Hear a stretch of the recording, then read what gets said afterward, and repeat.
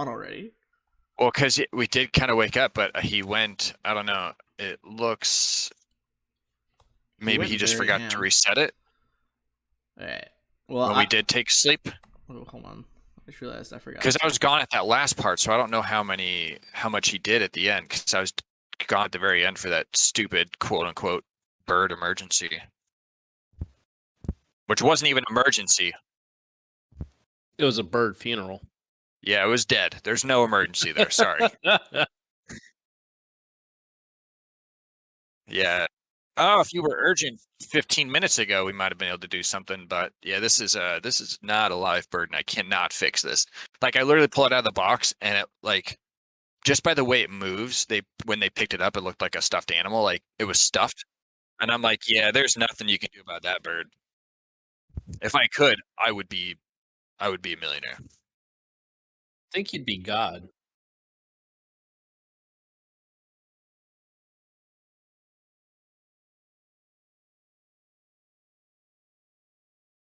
I know I'm not streaming. I'm actually on. I'm on vacation. So you guys will have to.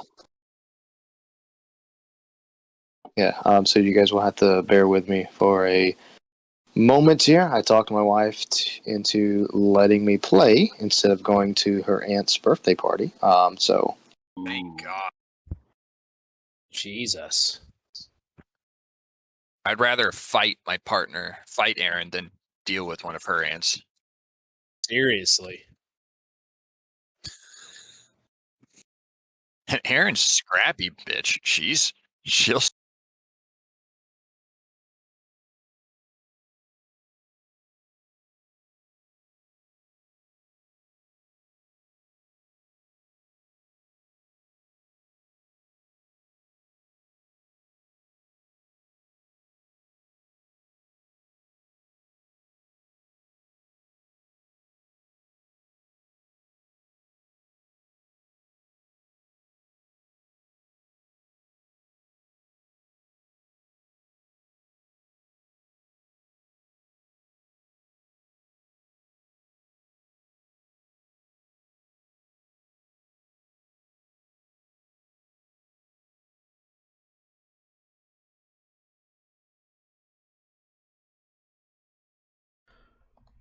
All right. Welcome to, I believe now, episode 4 of Curse of Strahd. Let's see. I'm gonna get some fighty sounds going on, but turn it down a little bit while we do our recap.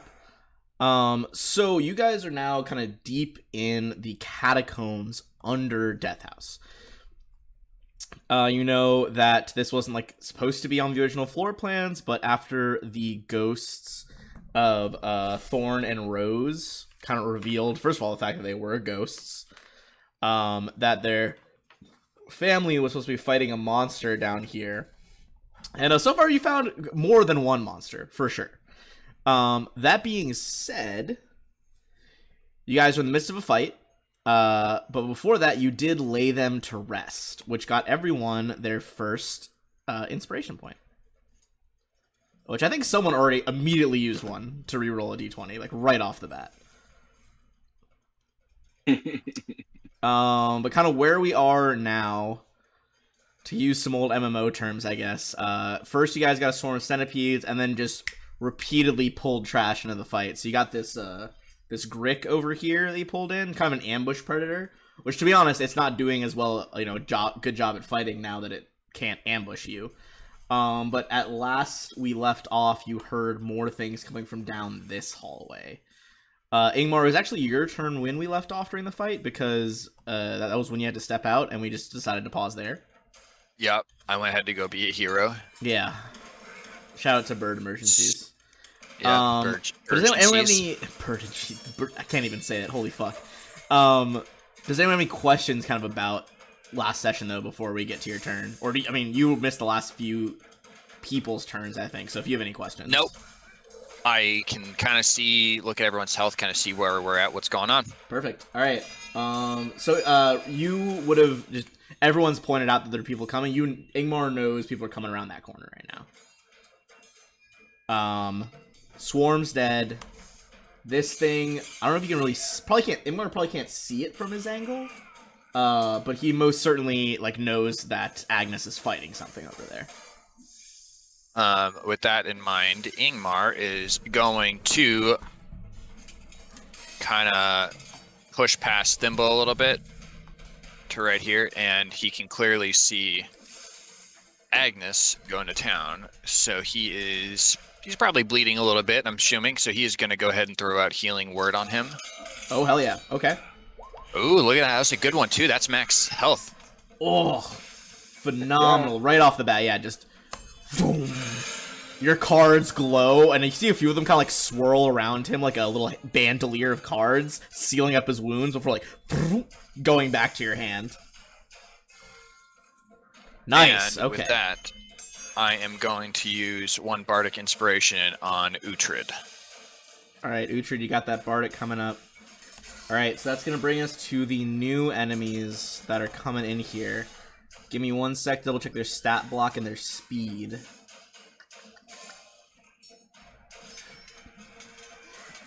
Alright.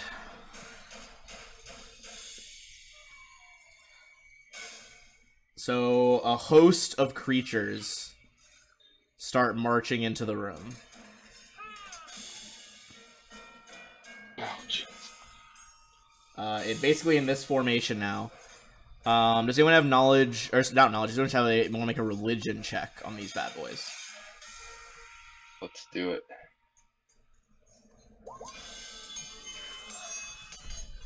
Alright, That was for Bodivin.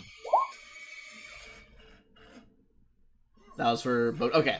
The 17, yeah, sorry. yeah. It should pull up as Bodivin, but it doesn't change it. It That's just says fine. for me. So Bodivin and Agnes, you guys both know that these are in fact ghouls. And it's not letting me show the other hand out for some reason, but I'm gonna make it bigger and kind of just bring it to the front. That's a ghoul. Very like gray-skinned looking undead. You would know that ghouls usually roam the night in packs. They are driven by an insatiable hunger for humanoid flesh. They typically thrive in places rank with decay and death. A ghoul haunts a place where it can usually gorge itself on dead flesh or decomposing organs. But if it can't find anything dead, it will pursue the living. I'd say with that 17, 15, kind of bringing it up around a 19 total here. A few facts about it. It is undead. It is immune to poison. It can't be charmed. It can see in the dark, so it's coming straight at you guys.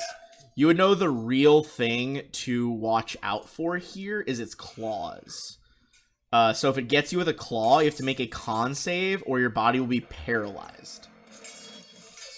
Oh, jeez. That's no good. That being said, the middle two did have to double move to get all the way up here, so only the one on the left and the right are going to actually get swings. One is going to be on Uhtred and one on Agnes. So they're both going to take a swing with their claws. So first one on Agnes, 15.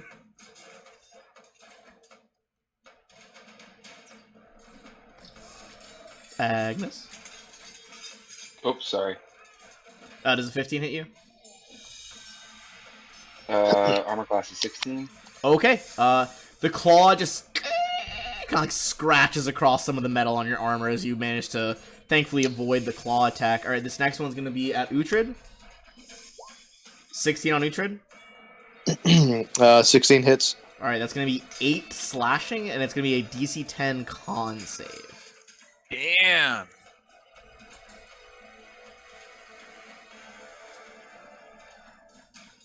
You said a D10? Yeah, DC. It's like you have to get a 10 or higher on the con save. All right, hold on a second. You good? You good?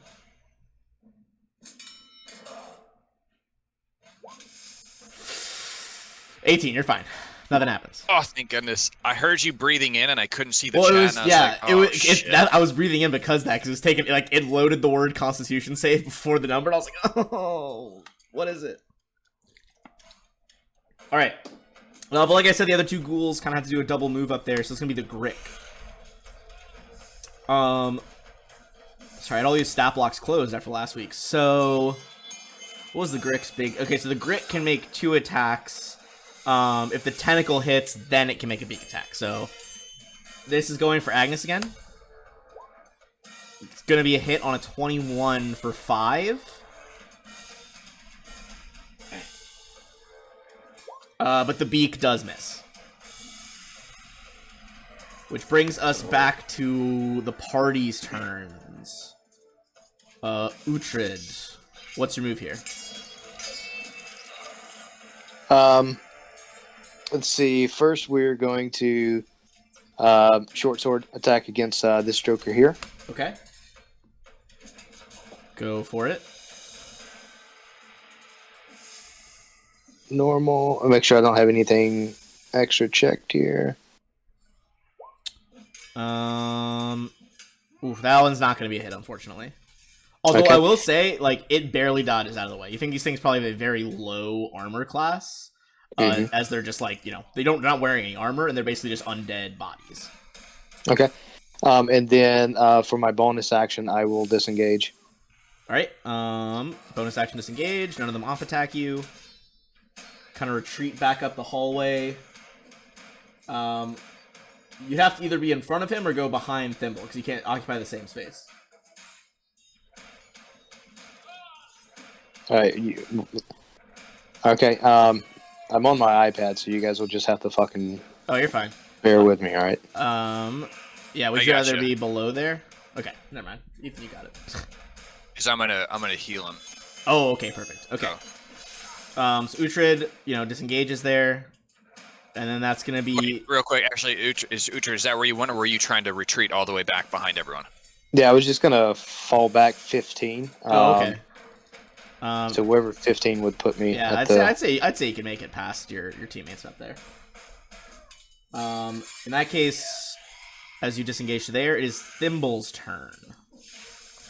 All right. Thimble's gonna roll between Ingmar's legs there, get up close, and then he is going to put a curse on this guy. So all of the attack and damage is +2. I don't have that as a thing yet, but I'll fix Okay. that at some point. And then I'm gonna hit it with the scimitar.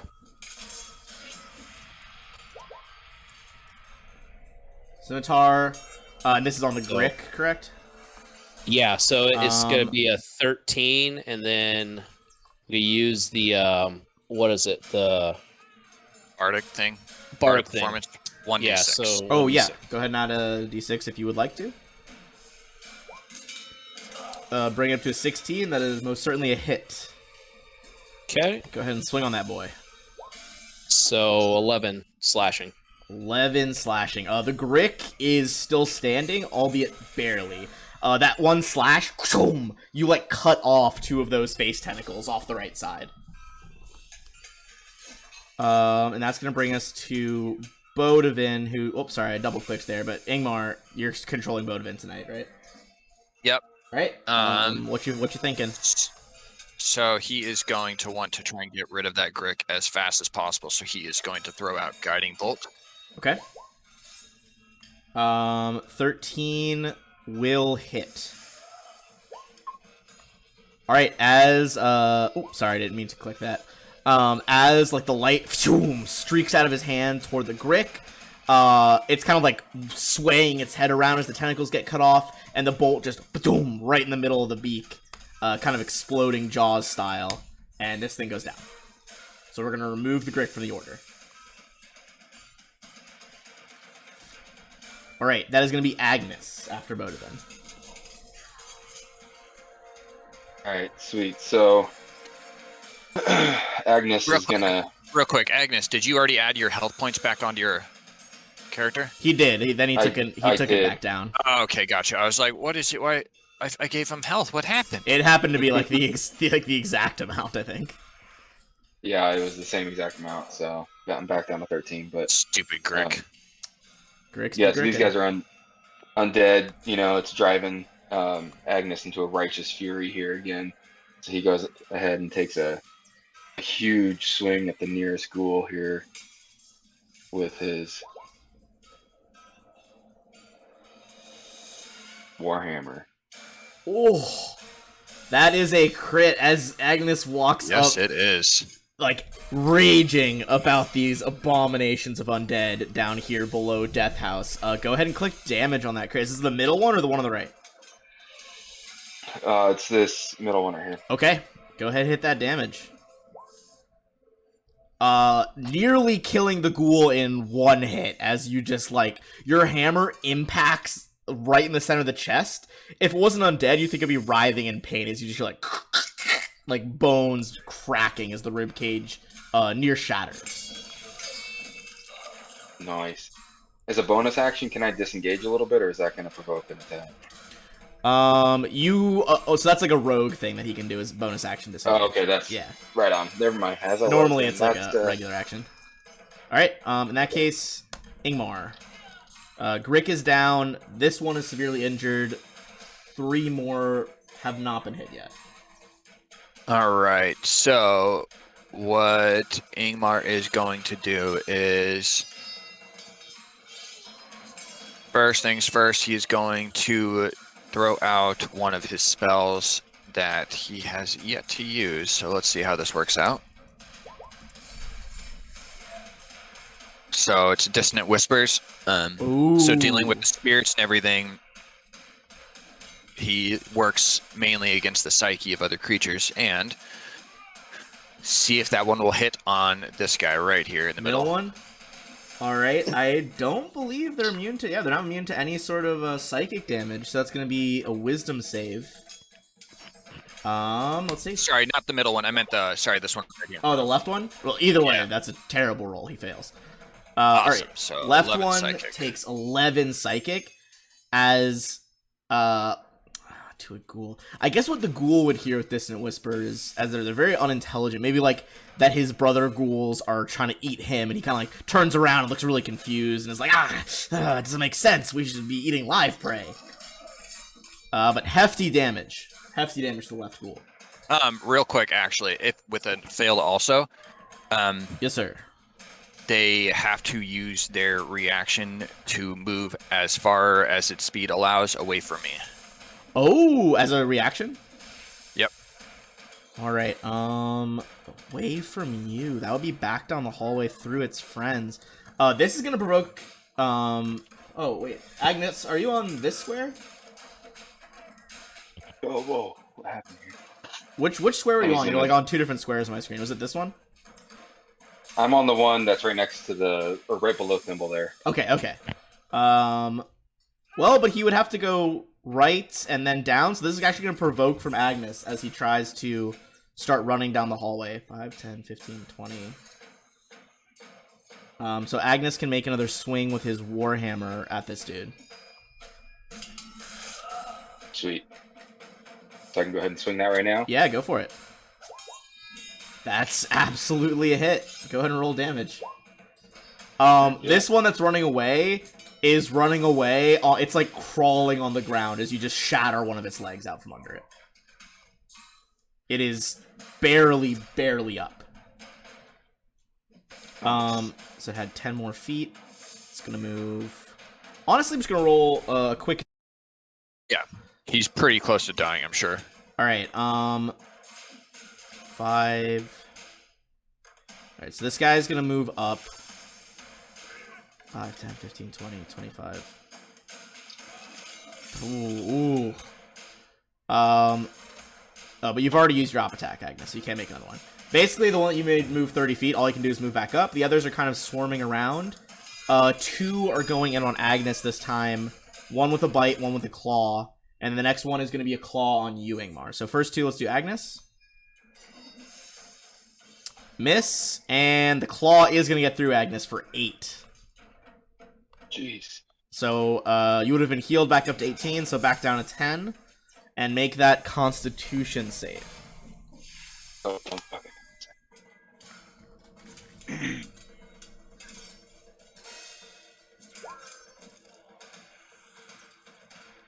Oh. Well, I mean, you guys know that it's a 10. Do you want to... You could risk being paralyzed during this battle. Or, Agnes, if you have your inspiration still, you could try to reroll that. Oh yeah, let's definitely reroll that. Okay. In that case, this will burn your inspiration. But with, kind of... You feel the spirit of Rose and Thorn lingering in your mind, giving you, like, I helped those children. I gotta, finish the job, and you don't get paralyzed. Sweet. Am I at 10 right now with that last hit? Yes, or you what should was be it at 10 HP. Is that right? Okay. Yes. Sorry, I'm doing a lot of reading over here. No, you're fine. And then... Oh, sorry. Hold on. The other one would have moved up a little bit, too. So, there is going to be a claw on Ingmar and a claw on Bodavin now. All right. Let's do Bodavin first. 16. I believe that is hits. Bodavin. Okay, it's going to be 4, and then he has to make the con save. That's a nat one. He is paralyzed. I'm gonna use his inspiration. Okay, go for the inspiration. That is a success. He's not paralyzed. Alright. Good, and that's 4 damage? 4 damage, yes. 4 You got it. slashing damage. Okay, and then last but not least, can't forget Ingmar in the party. 19 to hit for 5. Nope, that misses. No way. No, I'm kidding. Of course it hit. Of course it hits. Don't ask stupid questions. Ask stupid questions, get stupid Of course answers. he got hit. Alright, so that's going to be 5 and another con save. That's a success. You're not paralyzed. Ooh, awesome sauce. Alright, that means we're out of the ghouls' turns, back to the party's turn. So to kind of recap, because you guys can't, see the health necessarily. Bottom right ghoul, fully functional, hasn't been hit. Middle ghoul, sorry, my Roll20 is lagging a bit. Middle ghoul, also fully hit, full HP. This one looking like most hits could finish it off. The one in the back that was had the psychic shit happen to him is like any hit. He is one shot. Which one's got the damage? So the one directly these below three. Bodavin looks bad. This one is one shot. The other two haven't been hit. Okay.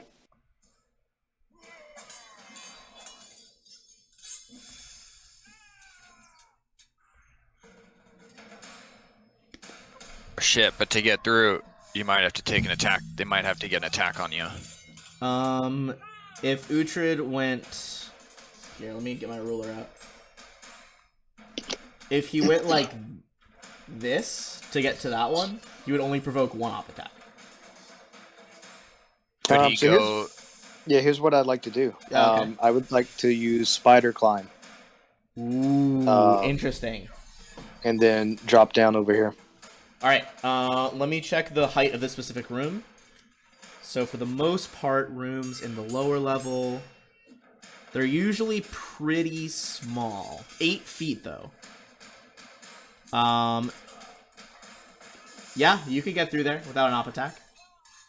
Because he has to go on his hands and knees, hands and feet, so he would be up against the wall like fucking Spider-Man. Yeah, so they would. So he could. Does your spider climb let you go full speed?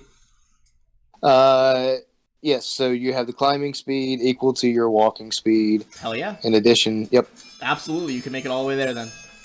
Cool. And All right, let's do that. All right, so you guys see Uhtred pull up this wickedly unnatural feat as he scurries up the wall over the horde, very disturbing. flops down right here, and then initiates a attack on this Joker here. And that guy does have your allies around him, so if this hits, it's got sneak attack. That's absolutely a hit. Oh man, I should have rolled sneak attack on that. It's okay, you can just add an extra d6 from the roll chart if you want to add one in.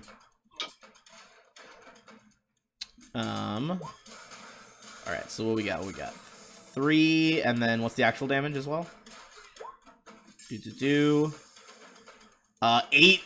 is the exact amount of health it had left.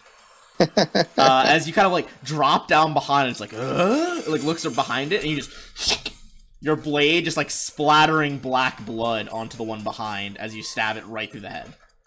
Problem solved. Alright, so that is one fucking ghoul out of order over here.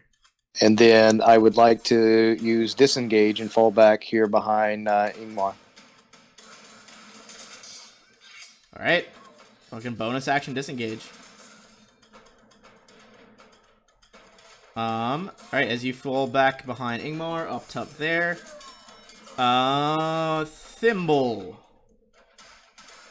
So Thimble's gonna scurry on over here, and he is going to use a scimitar. That would provoke an op attack if you did it that way, just so you know. Because you would leave this guy's threatened area, the middle guy. Oh, that's right. Well, F that then. I'll just hit this guy. Okay, fair with enough. my scimitar, and it's also gonna be booming blade. Alright, 23, absolutely hit. Again, they have 0 armor. 9 plus 12. another 3 for 12 damage. Dealing a hefty chunk as the blade just boom claps. It echoes through the halls as this guy's dealt a mighty blow. Brings us to Bodavin. So now we have this one's been injured, and this is the one that's still one shot. One below Agnes is still cooking full gas.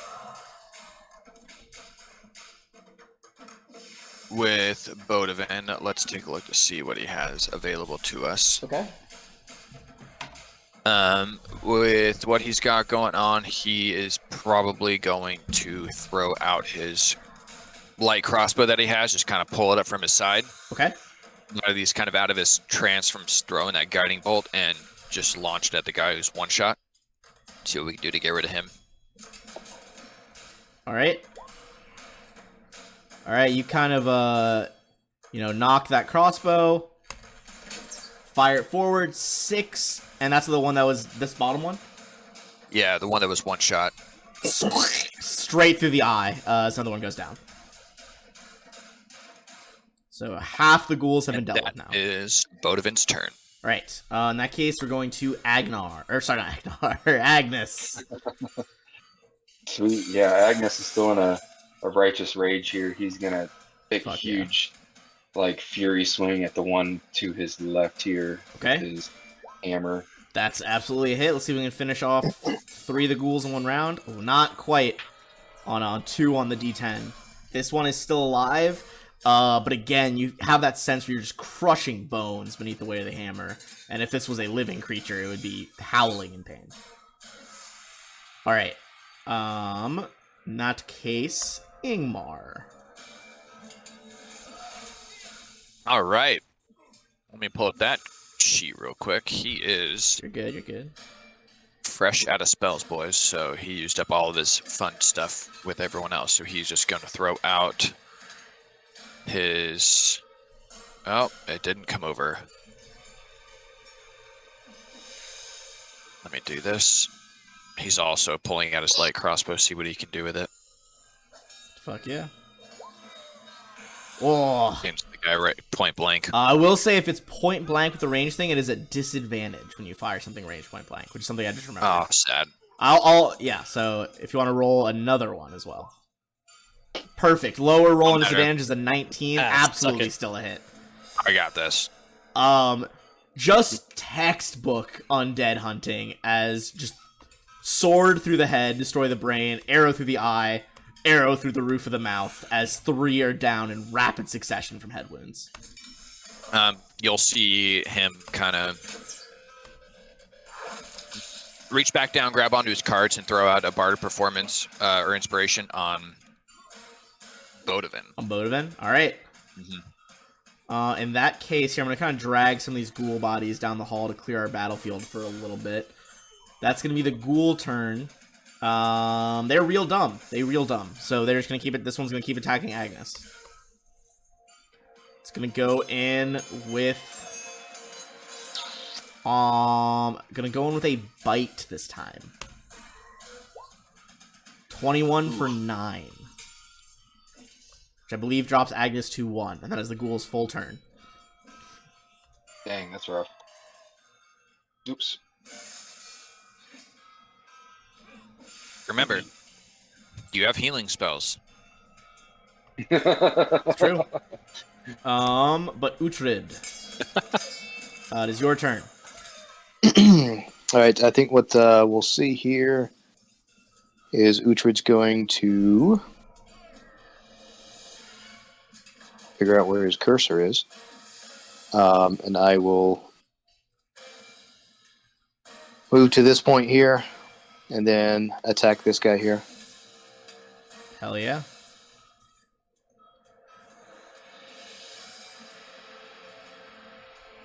And Agnes is threatening, so this is going to be... And you have Bardic Inspiration, so if it's low, throw in the extra d6. Would you like to add the d6? Yeah, we'll go ahead and add the d6 in there. Okay.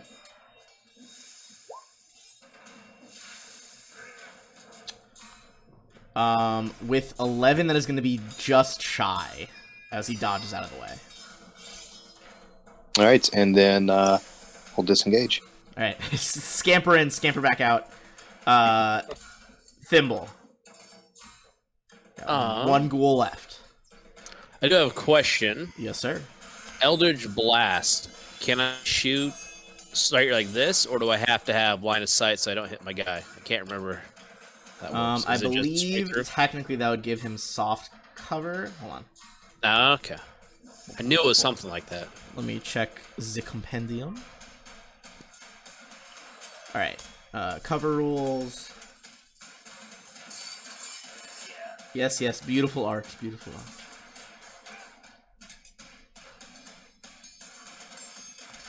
All right. It would appear. No, I think you can fire through him. It looks like. He's gonna drop down and fire off an Eldritch Blast right through the legs. All right. 7 to hit. That does sizzle against the wall, unfortunately. Oh. I am going to use my inspiration point. All right.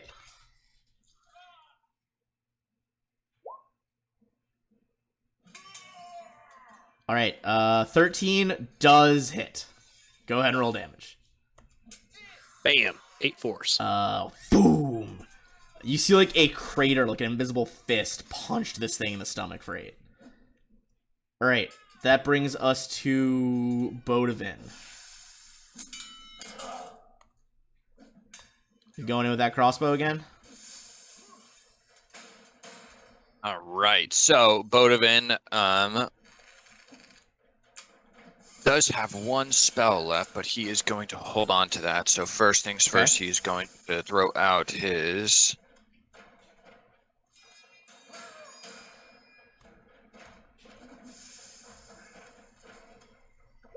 light crossbow. That's At that absolutely a hit. Go ahead and roll that damage. Yo, my crossbows have been on point tonight, Yeah, guys. holy fuck. Crossbow sails through the air, strikes the ghoul in the flesh. He's looking real bad. As it goes over to Agnes. So Agnes, still kind of almost in like a blood rage. Decides that he's just going to take one big swing at this thing. Okay. Hopefully he finishes it off because he's kind of in bad shape here. Oof, not great. Do you have Bardic? Or do you want to roll it? I can't remember if you have it or not. I don't think I have Bardic, but I did have something earlier. What was it? Thought I rolled. I might not have. Wait, was Bless up early? No. That was the night before. No, Bless wasn't up. That was up yesterday, and I didn't Yeah. have Bardic on him, unfortunately, because I did it on the other 3. Okay, that'll be a whiff then. Oof, not great. Ingmar. Must be the blood loss. I mean, Yep. You're looking pretty rough.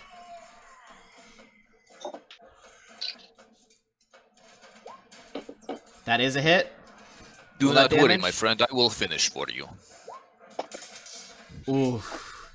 Not quite enough. You see no! there is an arrow like lodged in the ghoul's eye here. I mean, you kind of have a choice. You know that this thing is blindly attacking what's near it. You could leave it to attack Agnes, or if Ingmar like gets in there, the ghoul might attack him as well. Or instead, I mean. I honestly don't think Ingmar would do that yet. Okay. I mean, if he spent a bit more time with him, but at this point he's a kind of a stranger that we kind of worked with. But do I have anything up my sleeve as an awesome? No, I don't. Damn I don't it! know. I'm out of spells. All right. In that case, the ghoul is up next. It, like, kind of one eye closed, arrow lodged in it, is going to step forward and try to take a claw attack at you.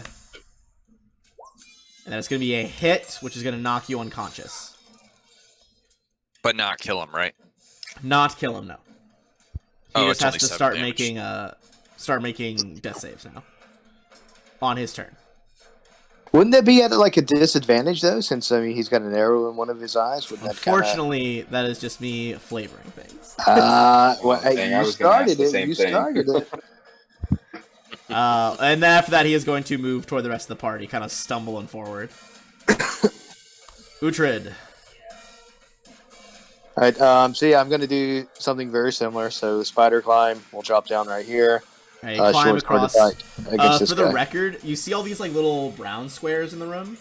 Yeah. Those are all like wooden beams that are supporting this underground tunnel system. So I imagine you're also like kind of leaping from beam to beam, like clambering through like a gymnastics field as you get over there. Yeah. Which makes it even sexier. Oh yeah, it's very Parkour. some Olympics shit right here. Yeah, if he wasn't in this dungeon, he'd be at the Olympics right now for whatever country he's representing. All right. Next up at the Tokyo Olympics, Barovia. Yeah. All right. So we're gonna give ourselves advantage on this because this guy is flanked. Yeah, you do have some flankage here because you can draw from Uhtred to to Thimble. You're good. And advantage gives me sneak attack. So boom. Let's do this. Rectamundo. Oh, that Oh, advantage God. saved that thrust. Holy shit. Thank God. Oh no! What happened? What happened? Okay. No, you're good. You're good. If you it was a nat 1 if you didn't have advantage. No, my roll 20 just took okay. a poop on me. So I didn't actually see what I had rolled. And with that, you do manage to this time. I'm gonna say full decapitate the last one. I'm gonna say, hold on. First of all, let me switch us to just some ambient music for Death House. Do. General Dungeon. All right. We're gonna stay in this order for now because Agnes is More still creatures bleeding are out. coming. No, just Agnes is still bleeding out. Okay. That's not a problem. Well, it depends What whether you guys you'll are trying to see- stabilize him or just use magic to get him up. What you'll do is you'll see Bodivin kind of blank face, but you can definitely tell he knows what he's doing. Just kind of step over the ghoul, walk over to Agnes, and throw out healing hands. Ooh, okay. Where is that? Is it like the paladin one where you just can choose a point per level? Or is it a different Yeah. effect? No, it's I let me read it real quick. Okay. I know it heals. Yeah, so he just sits down, you just see him like get down, close his eyes, and his hand lights up on his chest as he puts the hand on Agnes's chest and pumps 2 points Hell health yeah. into him at least. Alright, Agnes, you come back at 2. That means we are fully out of the combat order. And there's going to be a pretty penny of XP here because of all the stuff you guys got in the fight.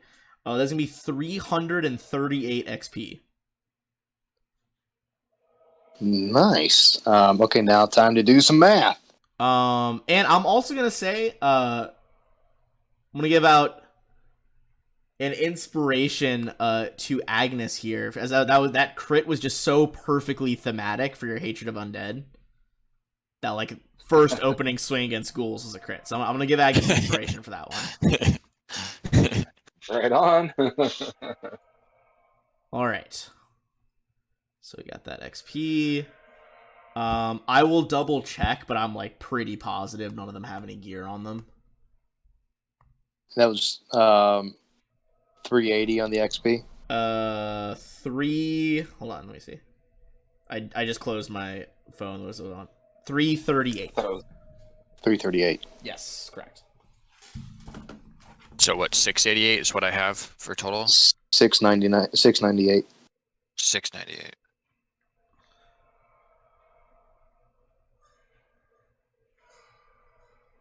Through is hitting at 360. All right. So you guys have a moment here to like kind of recuperate. Now that you're not in the thick of everything, go ahead and give me a perception check in this room.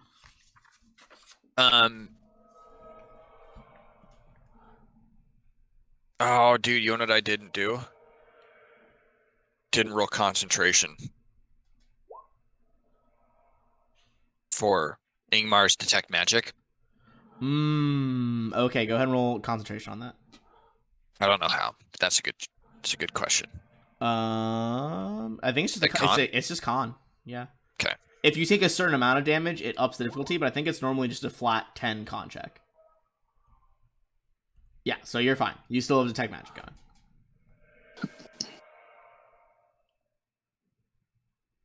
All right. Let's see. What might you hear?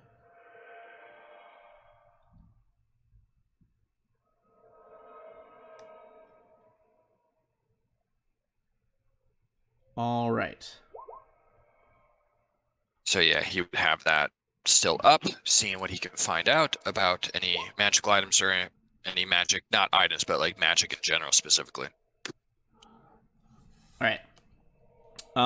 Let's see. Sorry, because of the stone walls, it's a little difficult. Yep. Let me go into the GM layer so you can't see my arrow. You're a stone wall. Fucking got me. So my wife says. From your current position, no, you're not picking up any magical auras.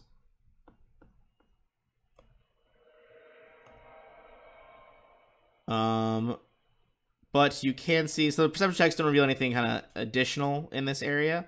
But you have a few exits from the room. So you got exits to the left of Uhtred, which is going, it looks like it leads to some stairs going down. You have wherever the ghouls came from, which looks like that kind of splits into 3 different directions around where the middle ghoul is. That's about it. Those are the 2 exits. Then you have the ghoul, or there's a little alcove where the Grick was. Also, I'm gonna clear up some of these bodies. So we with got. that Sorry. Go ahead. So I was gonna say, with that perception check, with my circle of mortality, that lets me gain the ability to occasionally sense the presence of undead. Does that help pick up anything? Well, you did scan last time, and since there was no limit to going through walls, you did remember that there was. Sorry, math. You scanned a total of 10 undead auras coming from like below you guys, like going south, and you killed 4. Lovely.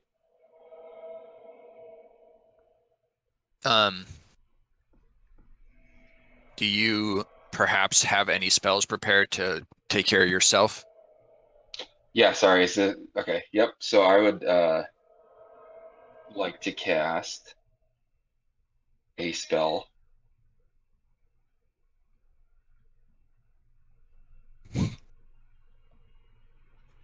All right, cure wounds. Love a good cure wound spell. Yep. Okay, so guess I'm There you touching go. myself. All right, there is a glow of light. Tell me. And And we all yourself. turn around in shame. your hand kind of slides down your body. Ben, don't tease me. Keep going, man. Keep going. I just Steps touch the down wounds his and they body seal up. and then back up and then back down and back up. Someone I comes will use in and it's just prestidigitation to do like really fun, like funky bass. you hear music. a bunch of like automatic weapon fires. I don't want to describe it. I was thinking jackhammer, but that works. um, have had that drum kick queued up for a while. Okay. So, what are you guys feeling? Um, Towards more undead, away from more undead. What's the vibe? which direction do we hear the undead coming from again? I apologize. He just This sensed area here? them somewhere like we just sensed them. yeah. So like he did that ability. I believe he was like on this square earlier, so he just knows like in this general direction. Yeah. There's like at least 6 more. Yeah. So here's what I'd like to do. I would like to scout ahead, which means that I would like to hide and Yeah. move ahead. Yeah. Now, real if quick, you, go ahead. It's gonna be real quick, stealth. while he does Yes. that, I wholeheartedly love that idea. And while he does that, Ingmar would like tell Uhtred, like, hey, while you go scout ahead, perhaps we will go back and have a short rest while we try and regain some of our abilities back. Well, I'd say the scouting trip And- would be pretty quick. I don't think it would take the full hour of a short rest. It doesn't matter. That's what I'm saying is Oh. we're going to go back and do a short rest, and depending on how far he goes, it very well could take an hour if he's going slow. It's true. Where are you Meticulous. guys planning on short resting? Same place we were before is Okay, what my back thoughts back were. in like the unmarked crypts at the Yeah. top. Okay, over here. The crypts. Yeah. Okay. If you are scouting entry, go ahead and give me a stealth check, and then I guess just pick which direction you're going. And since this is not like in combat, you can kind of just take it a few squares at a time and see, what direction you're looking for here. Oh, you hit survival. You want stealth, man. I'm on my iPad. I'll get it for you. Do you want me to get it? No, because you don't have my decks. Oh, you're talking No. about I can pull up your Just click it for him. sheet. Oh, Yeah. wow. See, much better. Nat 20 for 27 on that stealth roll. Beautiful. Okay. I don't think there's a single thing in this dungeon that is passive perception higher than 27. All right. Where are you going? I'm gonna move further down. Like we'll go this direction here. Okay. Do you want me to drag and drop kind of just slowly, or would that be easier? I'll try it and see. Okay. We'll see how it goes. Yeah, you're good. You do you. So as you kind of get to that corner here, you can see it's gonna go left. There it goes down some stairs. Another short hallway going south, and then going right. There's gonna be another hallway as well from like this kind of juncture.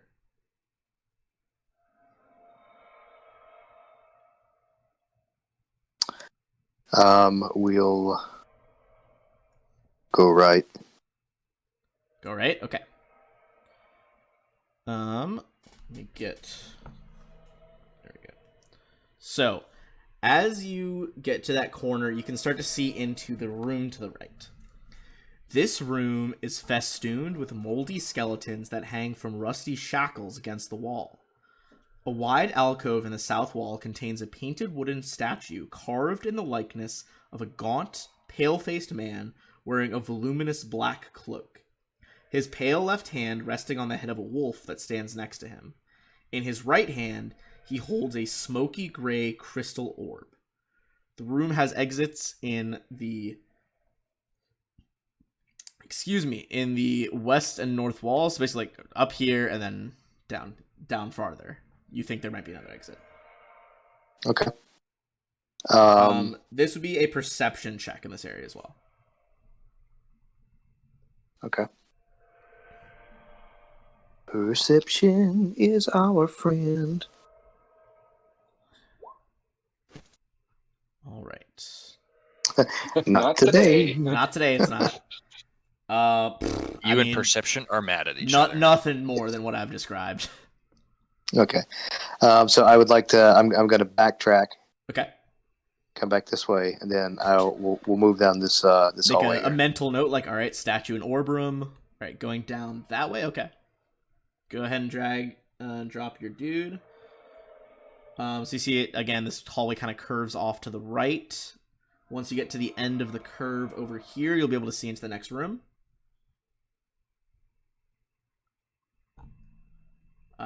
Well, yeah, this part of the curve.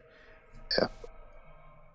I'm trying. I'm going. No, we're good. I'll start describing. It's basically This area right here looks like some kind of den area. You guys kind of already found those tables and sleeping quarters of probably, like, you know, whoever lived down here, like lower level members. This place is a bit nicer, maybe for like some higher ups.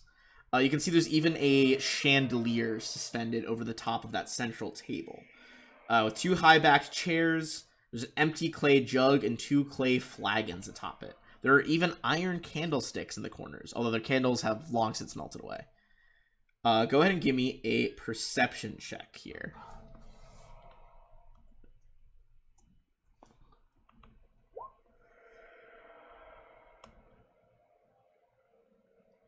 $19.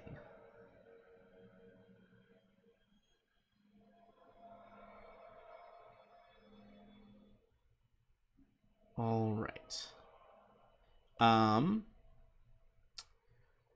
You can see that there is a like closed door in the bottom of the room this way. Weirdly, the closed door is like not dusty at all. Okay.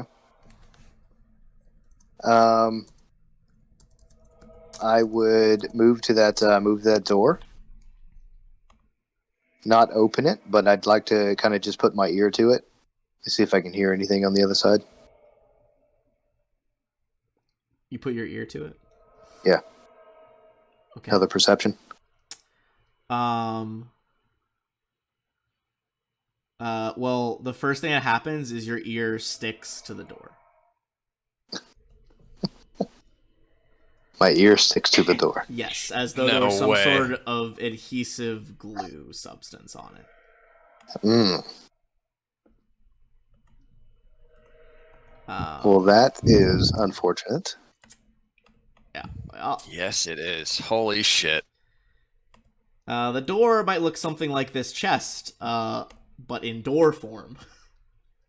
No! Oh! No! I can't believe you touched it. No! What are the fucking odds? What is that? That is Oh my horrible. That's God. not good, huh? I have been killed by a mimic before. Oh, A fucking Jesus. chair. A chair. Oh my God. Oh, that's real rough. Okay. It is Okay. pretty rough. It is God pretty damn rough. it. Let's roll into initiative, everybody. This is so much worse than when you I'm fucked gonna the rats. Hold on a second, guys. Hold on a second.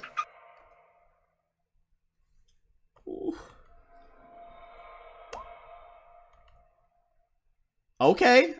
That was a very good roll for the mimic to have.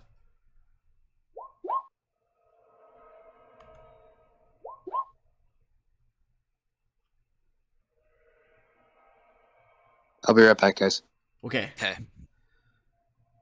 Ooh. Ooh, man. All right. So since he's been kind of taking his time, would we perhaps have a chance to get one of our hit dice out? I'm gonna say yes, because he was going pretty slow and took a while to explore. I'm gonna say with the nat 1, he probably spent at least like 20 minutes exploring the orb room. Okay. So I Agnes, will allow it. on your character sheet, click on where it says hit dice, which is kind of below your current hit points, temporary hit points. On my character sheet. Yep. Hit points. Sorry, looking. Right kind of in the center of your character sheet. Your speed, core. current hit points. Okay. Current, that, not we see, and then you see down below where it says hit dice. Mhm. Okay. Sorry. Mine doesn't say that. So like right in the middle it says like 9 current hit points, and then below it says temporary hit points. And look below that, hit you'll see dice. where it says Yeah, hit okay. dice. Yep. Click on that, There you go. and then Can, you get an extra d6. can somebody roll initiative for me, please? Yeah, I got you. Yeah. One sec. Okay, so then I roll a d6. Is that what you're No, saying? I rolled it for you because it's I get you when you use your hit dice. I can add an extra 1d6. So Oh you wow, have that's fucking perfect. you're back at full health. Uhtred, you got 22. 22. So this might not Alright. be an unwinnable scenario here. All right. It may not be Oh what? my gosh. An unwinnable scenario. All right. Mimic time. Okay, let's see. 1, 2, 3, 4. Who do we not have in the order right now? Oh, probably me. Hold Agnes, on. yeah. Oh, sorry, that music cue is louder than I thought it would be. Okay. So, that means pretty perfectly, Uhtred, like, you do get kind of caught unawares by the mimic. Your face is kind of stuck to the door. Yeah. However, you can escape it. Cut your ear off. Yeah. Well, is it my go first? My turn? Yes, My you first go? you are first. All right. Well, I guess this guy. I think my face is probably where he doesn't want to be. So I think, as a reaction, I'd like to use Vampiric Bite. I'm gonna bite this motherfucker. Ooh. Okay, hold on. All right. Roll your hit on that. So let's see. Let's see. Sorry. New abilities. Okay. Add your Constitution mod to the attack and damage. So basically, just click the Constitution word like above your 1 Constitution. Yeah. So effectively, it's going to be a D20 plus 1. And then if it hits, it'll be a D4 plus 1 damage. So that's a 17. You see, like, the door kind of splits along the middle, opening this big mouth, like a purple tongue.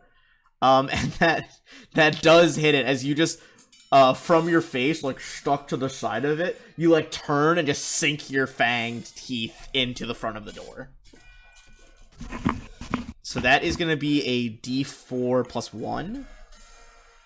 And if you do want to disengage, you're going to have to make a dex save to, like, unstick from the thing. Okay, so 3 damage. And then, it's yes. not a construct or undead, so you can empower yourself with one of the 3 abilities. Or, sorry, 2 abilities. Do you want to get Huh? I'm sorry, go ahead. It says you can either regain hit points equal to the damage dealt, or gain a bonus to the next ability check or attack roll you make.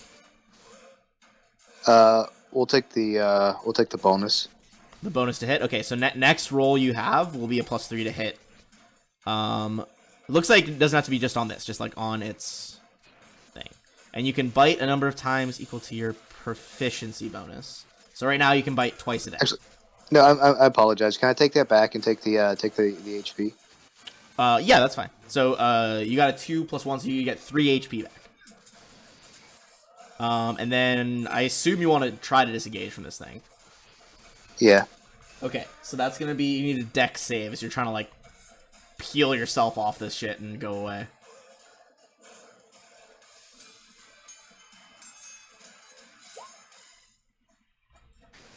That is going to do it. So you can disengage up to your movement speed here. So that would be. I think disengage is 15 is all you can do, right? Let me double check. I think it's 15. For the bonus action, yeah. Yeah. Yes, for your bonus action, it is going to be that. Okay. Okay. So that'll put me right here. All right. So you retreat 15 feet away from the mimic, kind of around the corner. That is going to be Ingmar. Do you shout or anything, Uhtred, or are you just kind of like running? No, I'm just falling back because if I make more noise, it may alert other stuff in the area. Roger that. And I do nothing. Just all right, yeah. hang In that out, case, I'll keep going through. play with the cards. All right. Let me just double check how far this thing would want to take you or chase you.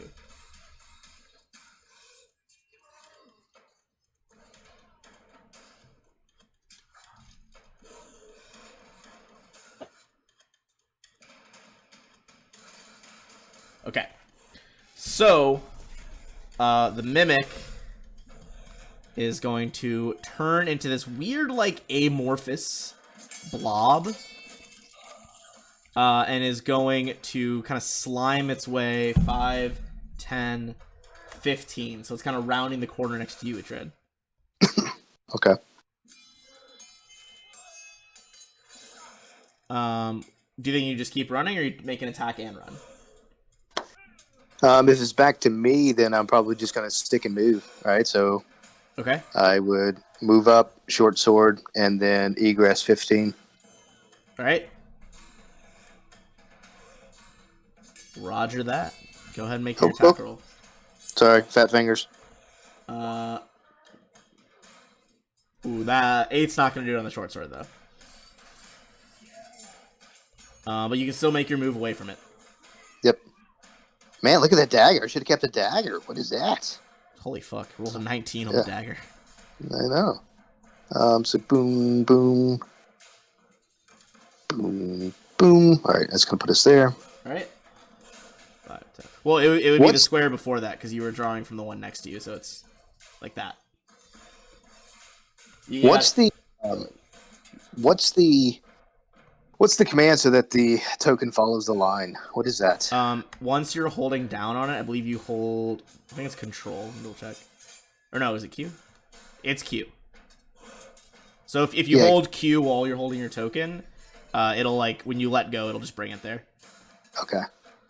All right. Going back through.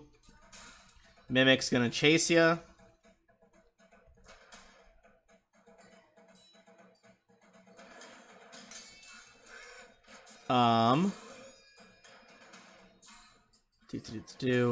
What is it gonna do?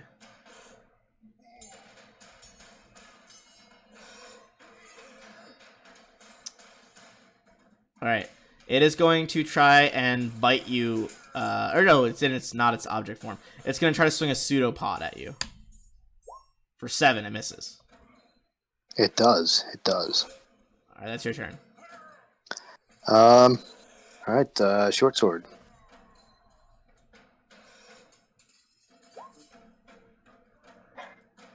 It's a miss. What the fucking fuck is this fuckery? Now, if I move outside of a disengage, do I invoke a attack of opportunity? Yes. I do. All right, so we'll just do another quick disengage.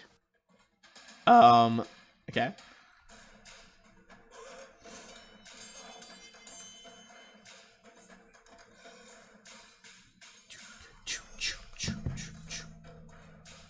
All right, so moving up 15 feet away.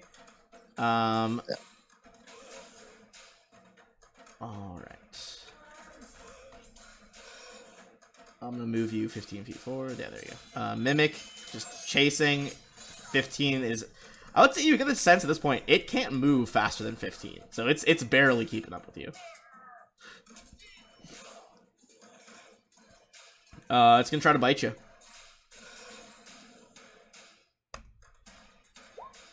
$14, it's a miss. Yep. I would say at this point you would know if you just like double or like disengaged and moved, it might lose interest because it's gonna break line of sight. Yeah. So if you disengage 15 and then move 30, I'm gonna bring us out of combat.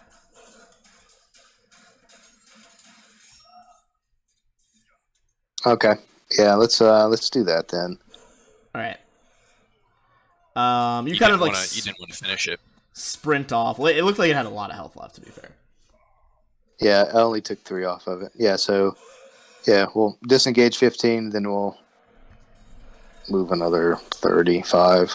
Hell yeah. Wherever that puts us at. I'd say at this point, yeah, you could. I mean, 35 is gonna bring you pretty close to back where they are. You could just go back to their crypts. Yeah.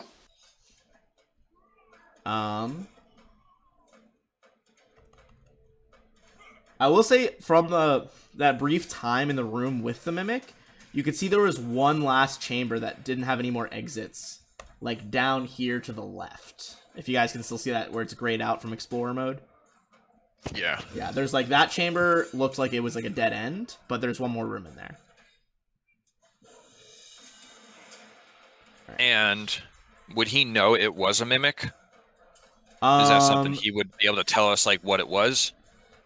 or does he just have to describe it to us? Like, what happened? I would say, honestly, that's such an iconic monster that if you guys were adventurers on the Sword Coast, you would have certainly heard of heroes on the Sword Coast fighting mimics. Okay. So I think pretty quickly And- you guys would be like, oh, that's a fucking mimic. Okay.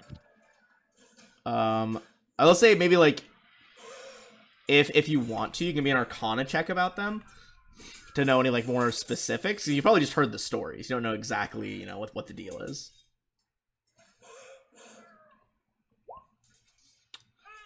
Is that for Bodovin or Ingmar?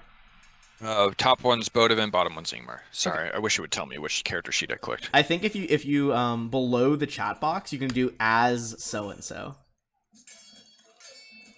Oh, okay, gotcha. Like for instance, I could do a bat Gotcha. if I so chose. Oh no, I dropped my book. Alright, so I think you would know that it likely is just gonna go hide somewhere else. And try to like assume a new shape and wait for prey. It's not undead, correct? It is not. It is a monstrosity, specifically a shape changer monstrosity. You So would that doesn't know- count against your other 9. No, and you would know that they're immune to acid. You can't knock them prone. And there's not really a way to spot them typically. Like when they're motionless, it's usually indistinguishable from a normal object. Right. That's my biggest concern right now is that. And so basically, like, I guess Ingmar would chat with Uhtred when he comes back, Blake. After he kind of told us, harrowed the tale of what happened. Kind of asked, like, what did you see anything else of interest that we may want to move towards, or should we go and hunt down this creature and ensure it never attacks again?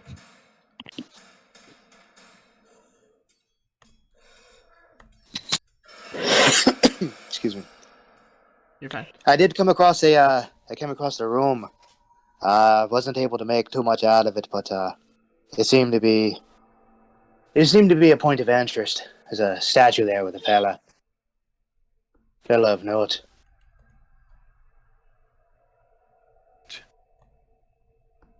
Well, perhaps you should rest for a little bit, get back some of your strength, and then slowly but surely we should head out. I'll say, as he describes it to all of you, anyone who wants to can make an investigation check as he's describing that statue.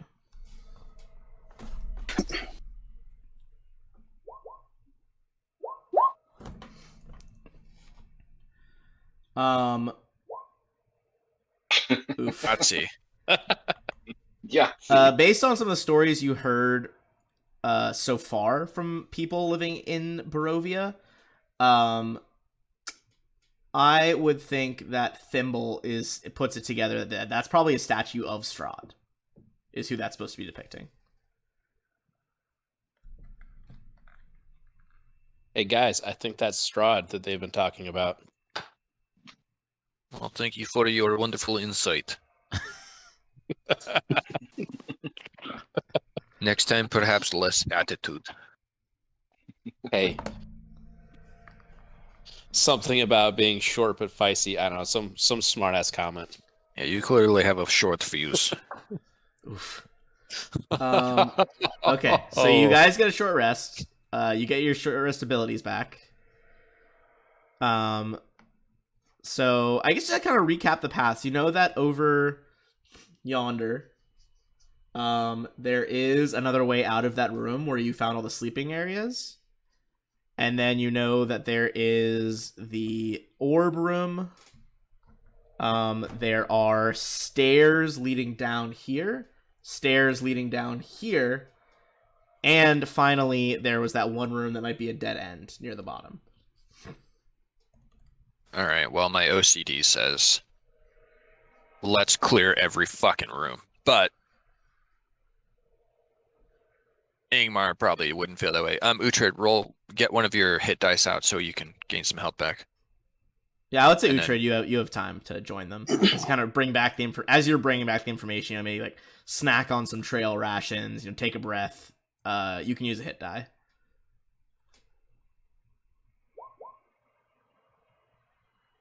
Whoa. Hell yeah. Alright, okay, we're fully recharged on health, looking good. But spells not as much. Spells not as much. I'd look around kind of at people and try and figure out like let everyone know like Ingmar, I'm out of spells. I got nothing left. I got my crossbow. Bodivin, he's gonna look around and be like, I have maybe 1 or 2 left in me that I might be able to play with. But other than that, no. And then Thimble, kind of look at Thimble to see how's he looking.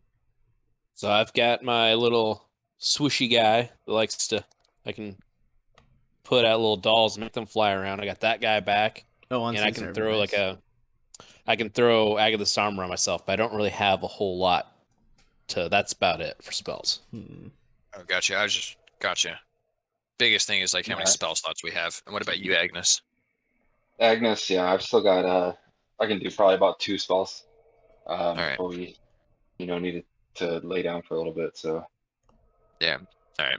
Well, based on what Uhtred was saying, I think should we go clear out that far room over here that we didn't take a look at? This one down the stairs that we know that leads Okay. over there. Do you guys think that Do it. might be a viable option? Yeah, I'm good. Uhtred, did you want to scout ahead or? Yeah, so we'll do the same thing I did last time. Just roll stealth and hide and scout ahead. Alright. Give me a stealth check as you're going up there. Hey, don't get bit by a bookcase or nothing on the way over there. Yeah, or stick your tongue to anything. 16, okay. If you want to move yourself on over. This was like the top of the stairs that you didn't go down yet. Ah, goddamn! Every time you do that, it moves my screen and fucks me up. Yeah, I was. If I shift click, it kind of moves you. All right. So, kind of going down to the left there, down those stairs. So it leads you into a new room. You guys are welcome to follow along slowly as he's kind of scouting ahead. Yeah, we'd be like, we wouldn't follow right on his tail, but we'd be around him. Once you get to like the top of those stairs, Uhtred, you'll be able to kind of see a little bit better into the room here. But it looks like this is some more quarters of maybe like not initiate level people like those straw mattresses, but there's more, there's gonna be more rooms with beds up ahead, as well as a central well in the next big room. Each of the side rooms contains a wood-framed bed with a moldy straw mattress, as well as a wooden chest with which to hold personal belongings. So, if you guys want to, I'm gonna move you forward a little bit, Uhtred, because there's not anything gonna grab you. But in each of these rooms, these chests, you guys can attempt a dex check with thieves' tools to try to unlock them. Also, I'd say once you get down here, you can tell the stairs over here lead back to the room where you fought the Grick and the ghouls. All right, but there's nothing in here that we're worried about, at least. No, I would say Uhtred scouting ahead does a pretty good job. I'm gonna say effectively, like, that there's nothing violent in here. All right. Well, with those, I think we know what Uhtred would do in those chests. Mm-hmm. All right, Uhtred, you want to start popping them up? Well, are you just like starting up here, going counterclockwise? What's the plan?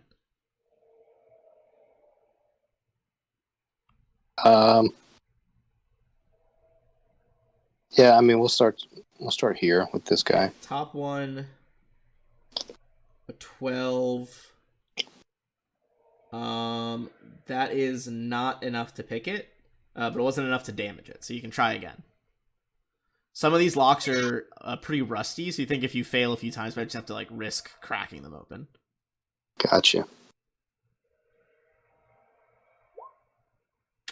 I'd say this one, you can feel some of the metal that's corroded crumble away inside. You might have to risk just like breaking this one open. Okay, yeah, let's break it open. Did somebody say breaking? Yeah, who wants to be the one breaking?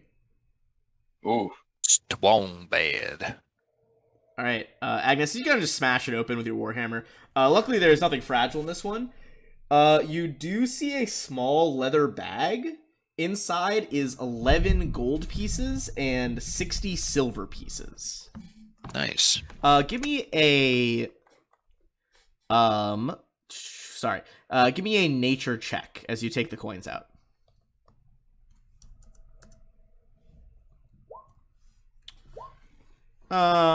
Agnes isn't sure. Hey, What buddy, we'll do you do want here. me to give you help with that? With what? Checking that out. Sure, I could use a hand. All right. It just looks like gold and stuff to me, but go I ahead. remember if you guys ever want to like assist each other, if you just like declare that you're assisting someone, you can give them advantage to roll. The gnome that has like a +4 to nature does shit. Okay. Yeah, if you want to just keep that bag, it's a rad bag, bro.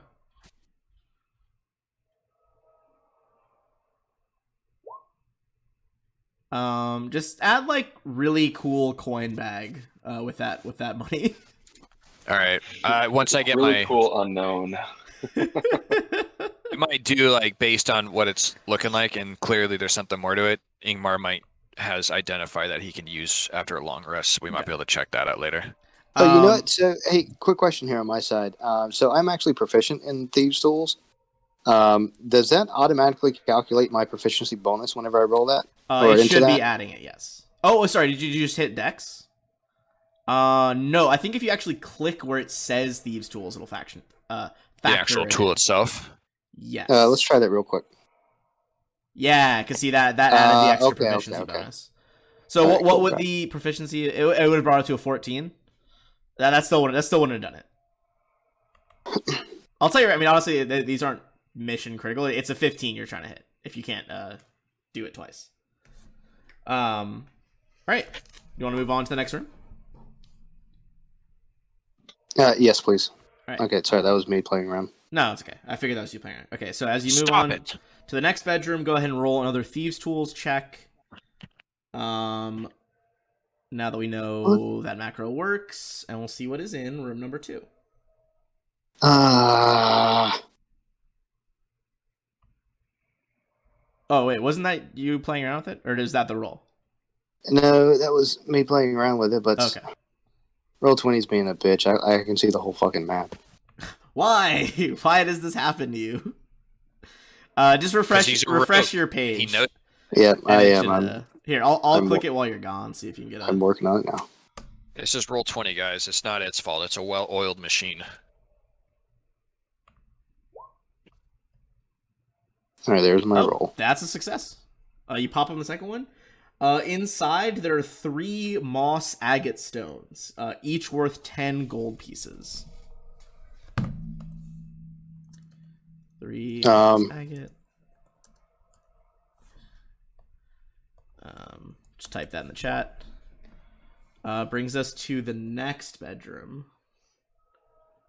If you want to roll to open that one.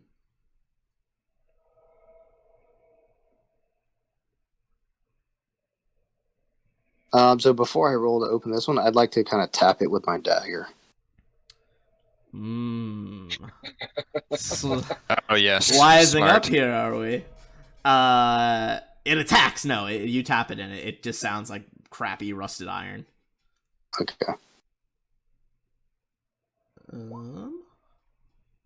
Yeah, dude. Now you've got the hang of these locks. Again, just pop that one open. Inside this one is a very stylish black leather eye patch with a carnelian sewn into it. Now, if you're like me, I had to Google that before the session because I don't know what the fuck a carnelian was. Turns out it is a semi-precious gemstone, kind of this like reddish, orangish hue. Yeah, apparently it's supposed to be like some kind of silica sand that's been colored by iron oxide.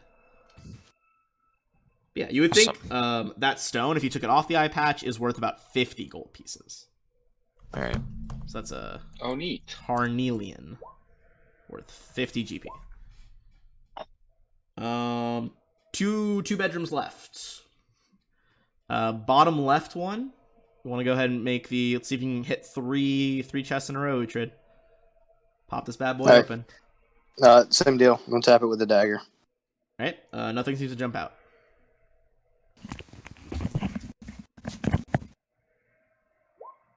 And... Wow. Yeah, I mean... you just... getting almost a little cocky in how easily you did the last two. Just like flick of the wrist, and with your boot, just kick it open because it's unlocked. All right. The next one is an ivory hairbrush with silver bristles, worth 25 gold pieces. And as I'm opening this stuff, if you guys want to kind of just double check the areas, make sure that I'm not leaving anything behind, feel free to do so. You're checking under beds and shit like that. I'd say you guys can make like a general perception check on like the whole room. I presume it's kind of like you guys following behind as he's unlocking.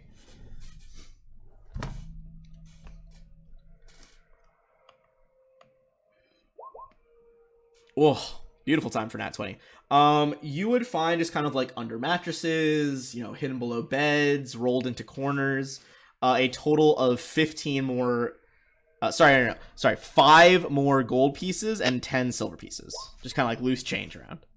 See, Ingmar, being short has its advantages. You can get to those high, tight spots. All right, final chest. All you, Uhtred. All right, same deal. We're going to tap it first.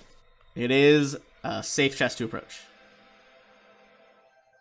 Does not lunge at you as you tap with a dagger. 17 again, enough. You really got this down to a science. This room's chest has it has the most valuable thing of all of them. Inside is a beautiful short sword. In fact, it is a silvered short sword. It's mine. I'm calling it. You kind of like hold it up, Uhtred, like, you know, compared to your short sword, which is very well made, this one has just like this beautiful engraving on the hilt of a windmill, which was like, you know, the crest of this house, and it has this like reflective silver coating. So real quick, can everyone else put on earmuffs real quick so I can ask Ben a question? Yeah, man. Everybody, obscure your ears. Deafen yourselves! Just type it in the chat when you're good to go. Okay, we will. Okay. And yeah, for you, got no stream sniping, assholes. All right. I think Nate just like removed his headphones. All right. What's the T? Yeah. So quick question here. Going back to the lore around supernaturals, right? Yes. So in some lore, silver is a weakness for vampires, right? So with Uhtred being a Dhampir, would silver have an effect on him? It would not. Any sort of kind of bloodline that you have right now, it's not strong enough that it would hurt you. You think the real people who would be at risk, especially, would be like lycanthropes. Okay. All right. Good enough. Okay. Cool. But yeah, it's not gonna like burn your hand or anything to touch it. Okay. Cool.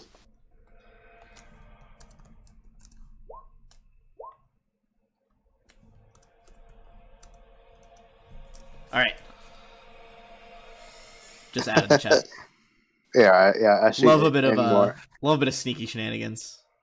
Now, real quick with that, so real quick, just so everyone knows, like with items and stuff like that, we put it in the group thing. But if there's an item you want, you can say you want it, and if more people want it, what we'll do is roll for it. Yeah, usually that's how it goes. Yeah, I don't think anybody else would want that short sword. Yeah, especially because you fight with short swords. I feel like. Yeah, it fits flavor for you more than anyone else, for sure. That's exactly what I was thinking. Mm-hmm. Yeah. So I mean, just kind of a general, you know, loot room over here, but you do get that beautiful short sword out there. And I would think, especially, no check needed since Agnes had that werewolf hunting background. That's how he kind of stumbled into the fog. Agnes, you would know that like a silvered sword would be very good at fighting werewolves, or indeed any other kind of lycanthrope. All right. Definitely. Very good find. So yeah. So now that you guys are kind of, can tell from Explorer mode, we're kind of linking up different rooms now. Over here, you could branch down a path you haven't looked down yet, but you know that if you keep going to the right, you're going to end up back in that dining hall area where you fought the ghouls. Although we're actually right at the point where we normally take a break after an hour and a half. If you guys want to do a quick bio break, it's a bathroom break, come back in 5 minutes. Yeah, that works. Yeah. Because we just cleared, good stopping point, we just cleared our room. All right, Sounds good. We'll be back in 5.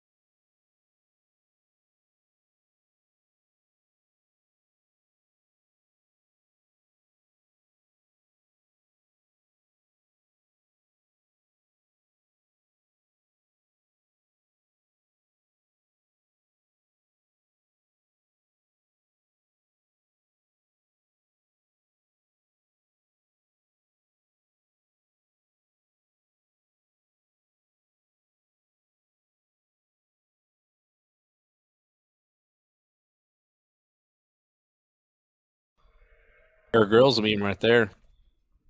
Oof. All right. Cool beans. Cool beans. Everybody ready? Ethan, I see you're muted, but sometimes you're just muted, so I don't know you. Where's my Gmail? A B C D E F G. I don't see you. All right. I'll find it Ethan later. a sec here, but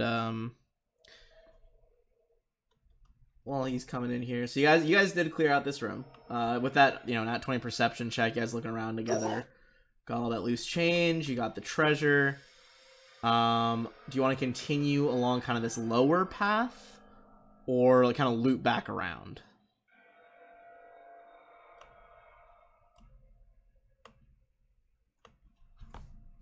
Loop back around. You mean like coming up this way here, or? Yeah.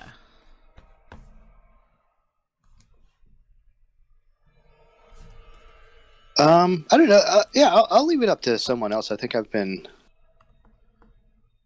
kind of pulling the group in different directions here, so I'll leave it up to someone else to. Agnes, Thimble, what are you guys feeling?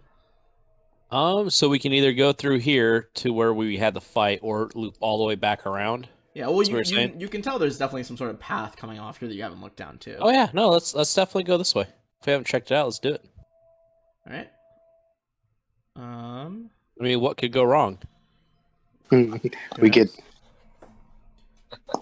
Everyone You could get die. a door try and bite your ear off. So my stealth roll, is that still good, or do we need to re-roll it after? Do you want to go ahead, like sneak ahead of them? Yeah, I'd like to continue kind of scouting ahead. Yeah. Check out for any dangers. Yeah, I would say give me a new one. And here we go. Give me something good. 12. All right. It is. Why in what it the is. fuck are you doing this roll 20, you cocksucking bastard? Yeah, so now I can see the whole map now. What? No one else has this glitch but you. Yeah, look, I'm gonna take a. Well, no, I don't Where's want the to. monsters at? I'm hiding all my at? I'm hiding all my monsters on the GM layer now. I'm suspicious. Yeah, It no, must I be don't divine see. insight. Yeah. Well, I don't know if you're refreshing or not, but I'll move you to that juncture just so you would be able to see down that hallway.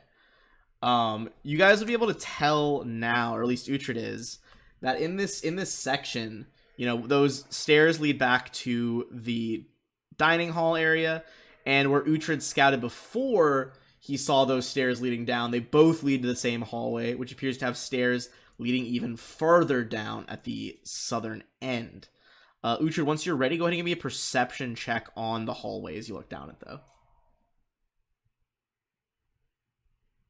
Perception check, you said.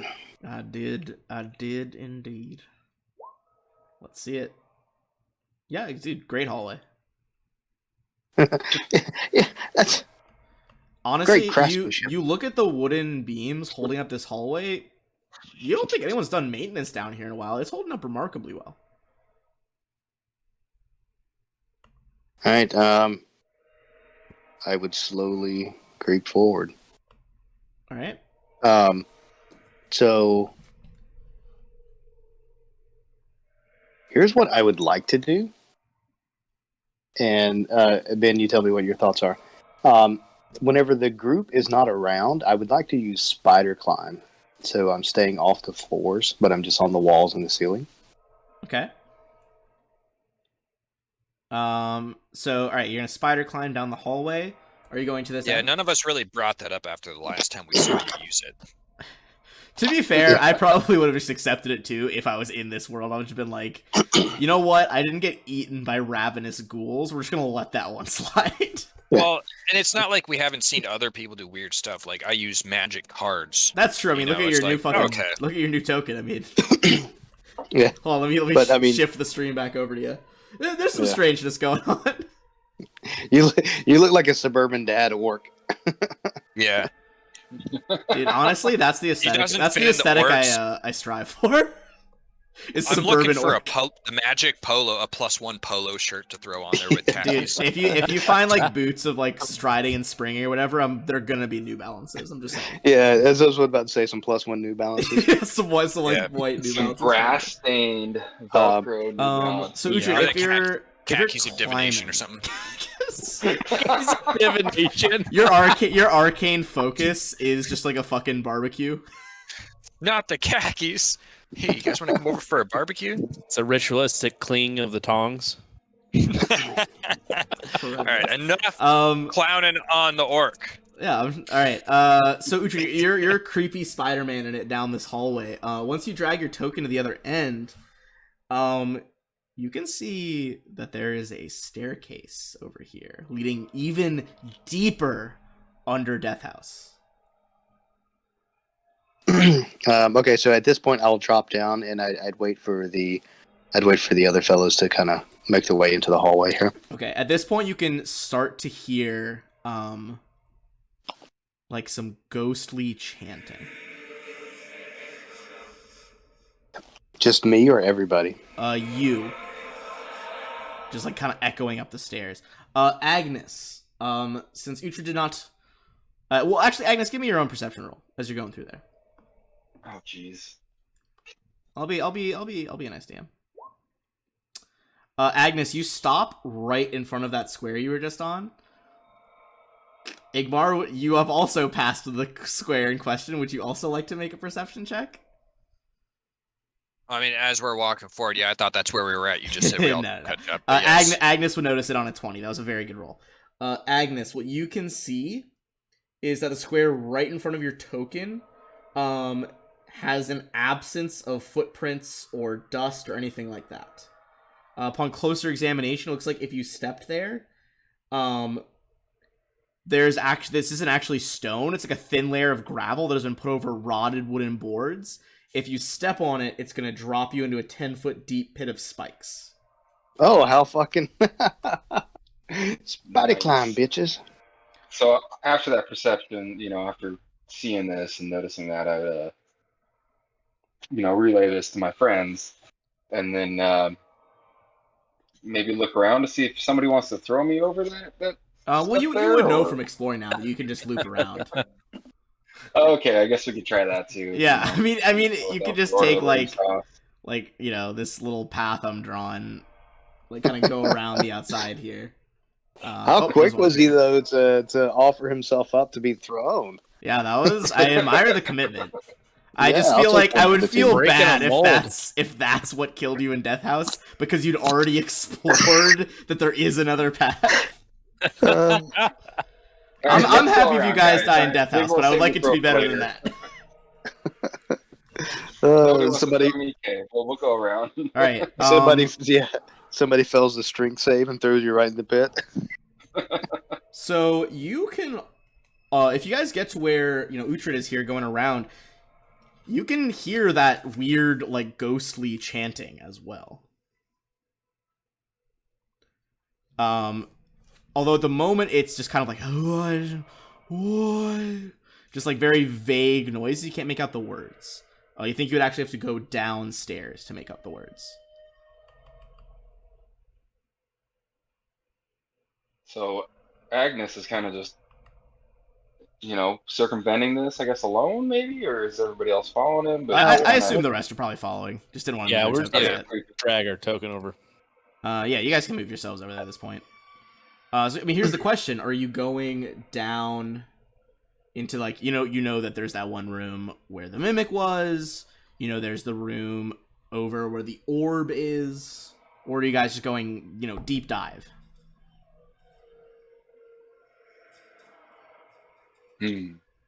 I'd say Well- we probably circle back and check out the that one room of interest. Okay. And I guess is my eyes of the grave telling me anything, or is that kind of like a Do you once a day use it thing? again? Because I think it doesn't last. How long does it last? I think it's let me check here real quick.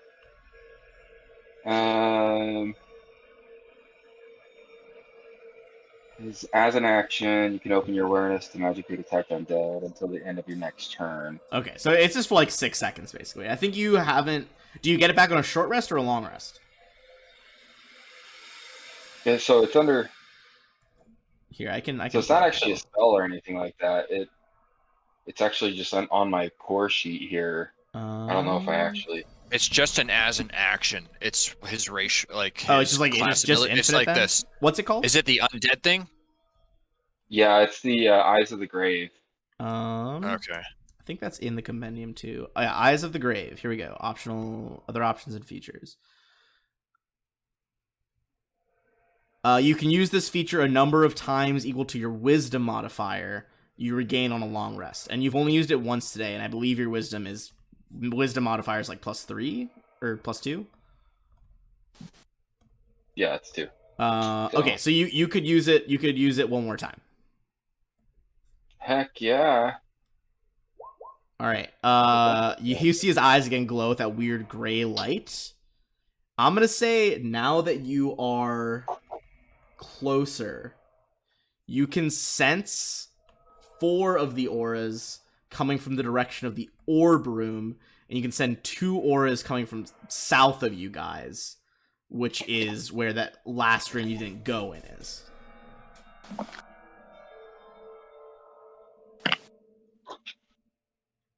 Well, let's go towards the lesser ones. If we're gonna go towards any of them, but Okay. In that case, you guys can move toward, excuse me, like that little den area, and go toward the next room.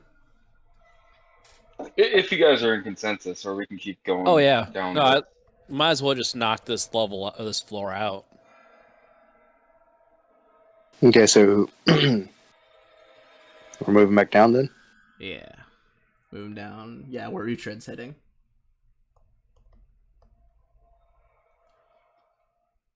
All right. We'll give our rogue, his grace period to kind of seek stuff out. All That right. way we're not all like right on him. Yeah, I would say Uhtred, since you're kind of purposely investigating that last room you didn't go in next time. Once you get to here, I'll just bring you down like into that hallway. Give me a perception check as you look into that next room that you kind of bypassed before, due to the sudden appearance of a mimic. All right, what we got? We got 22. That is not bad at all. So it looks like, whoever used to live down here, this was definitely like the leader's room. Contains a large wood-framed bed with a rotted feather mattress. There is a wardrobe. Agnes, you're fully outside the map. Sorry, that was I don't have a mouse. I'm using my touchpad. You're good. You're good. There's a wardrobe containing several old robes. You see a pair of iron candlesticks. You see an open crate containing 30 torches. And next to it is a bag marked candles. At the foot of the bed is a wooden footlocker. Let's open the footlocker. You open the footlocker? Mimic. Let's tap it first. You tap the footlocker? Yeah. We'll Sorry, tap I it usually don't play that game like that, but he would remember. I promise you. I think Uhtred Ingmar would to remember. throw All right, shit. so the objects, I guess objects in the room. There's candlesticks. We got the fucking wardrobe, the chest, bed, and that crate full of like torches and candles. So you poke the footlocker. Nothing happens when you poke the footlocker. Do you open it up? Is it locked? It is not. It is actually unlocked. Yeah. We'll open it up and see what happens. All right. Inside, you can see there's a folded cloak. You see a wooden coffer. You see some armor, a lantern. It looks like a vial of alchemist fire, thieves' tools, and even what looks like a yellow grimoire, wizard's spellbook. What kind of armor is in there? It is a set. It is a chain shirt. Also, if you want to make Ingmar. Did you reactivate your spell of detect magic once you did the short rest? Yes, I would absolutely have that on at every given opportunity. Okay, you can tell that there are 4 small auras coming from inside the wooden coffer. Inside, like the wooden chest, there's a wooden coffer. And that cloak that's in the chest is also magical. If you want to make an Arcana check on it.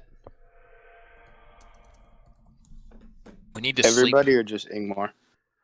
Ingmar, I would say.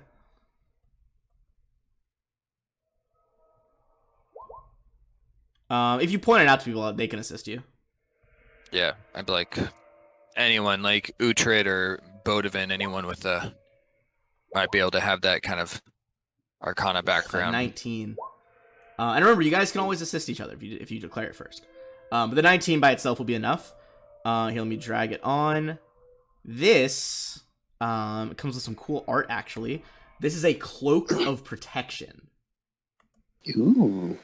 Nice. The wearer, so this does require attunement. You have to like be with it for, I believe it's an hour for attunement for it to actually function. But once you have attuned, you get a +1 bonus to AC and saving throws, so long as you wear the cloak. Nice. Anybody want it? This is something everyone should want and roll for. Yeah. Like Yeah. we all need it. That's a everyone pretty should roll solid for it. item for, yes, like not even class dependent. It's pretty solid. Okay. Also, What do you if guys wanna everyone roll? just wants to Cannon roll should use a this. flat D20, do you want to roll one for Bodivin as well, just because he's not here? Yeah, I'll roll one for Bodivin. All right, I call last. I'm rolling last. Okay. Okay, coming in swing with the 16. Ah, 16, 12. Number to beat so far is 16 for Thimble. Bodivin Sorry. with the 8. It's coming in very slow. can Thimble even wear that? Yes. I just Ask that, take a little because bit it's off gonna the- look like Take a little bit off the heels. You just gotta pin the hem. Pin the hem. 16 to beat. All right, let's see what the final one is. Oh, Beautiful. No way. Going last makes sense now. Holy shit.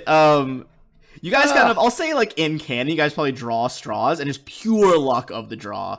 Uhtred, you can go ahead and pick that cloak up and throw it on if you want, my dude. I think he had the longer straw tucked up a sleeve. Yeah. Well, I'd like to use my inspiration dice. No, I'm gonna say I don't think we can use inspiration on these ones. You Yeah, said okay. I could use it for any dice, so Hey, I'm not actually going to use it for this. I'm totally kidding. I will say I think that is the official text of inspiration rules. I'll look it up. It is something like that. Okay, Yes, no. It does. I'm wrong. It does say specifically an attack roll, a saving throw, or ability check. And it gives you advantage. all right. right. So yeah, I'll put that on. Okay, so let me just double check that I'm not crazy for attunement. I think it's just an hour. Yes, it is a short rest. Okay. So once you short rest, oh. you get the benefits of that. Okay. What And I about the believe, main? go ahead. Yeah, those other 4 items that were magical, Ingmar would pull like let everyone know like those are magical as well. Okay. Well, we still got to open that coffer, right? Yeah. See what's, do you what's pull in that coffer out? Yeah, that's what he's saying is magical. So Ah. beware, because he doesn't know what kind of magic it is. He just knows there's magic in there, and it could be what it is. He doesn't know. Okay. As you pull the coffer out, you hear thieves. And 2 portions of the wall crack open as you see 2 creatures burst through the wall. Roll for initiative. oh, jeez. Does anyone want to slip on this chainmail shirt before we? Oh yeah, I would say the it- chainmail. It wouldn't, if you had pulled out the chainmail, that would have triggered it too. It's on the second item you draw out of the chest. Oh, gotcha. So Then, if you had pulled figure that one the out, chainmail in a minute. yeah, it would have the chainmail would have triggered these guys just as much as the coffer did.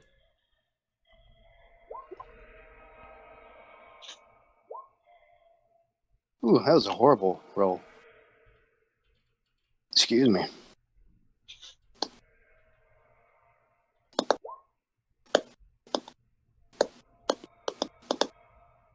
All right. Why does it keep saying you wanted to send the result of this roll to the turn tracker, but no valid token was selected? You got to click on your token, then click initiative. Oh, no, I'm a dummy then. Okay, my bad. Okay. Okay, let's try this again. Thimble, what is your bonus to AC? I am not sure. My AC is Or not AC, sorry, 13. I meant initiative. Oh, 2. 2? Okay, then these guys are gonna go first. Tits. All right. These guys are gonna move in. These look a little smarter than whatever the fuck you guys just fought. So they're gonna both move toward Uhtred. I am gonna show you guys. If you guys want to make knowledge religion checks on what these things are. I'll say different check. Okay. You would know previously you fought ghouls. These are ghasts. Now, a ghast is sometimes ghasts are infused with like ghouls are infused with a stronger dose of abyssal energy, which instead of producing a ghoul, the energy grows and makes them into a ghast. Ghouls are a little more savage, a little more like savage beasts. A ghast is like cunning, and if you guys hadn't killed those ghouls, you think they could command lesser ghouls to do their bidding.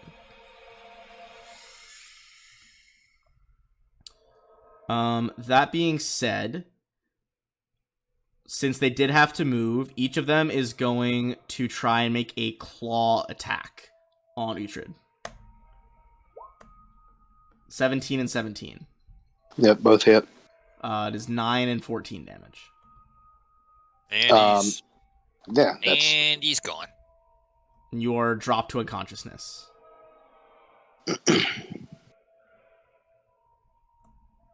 Thimble. All right.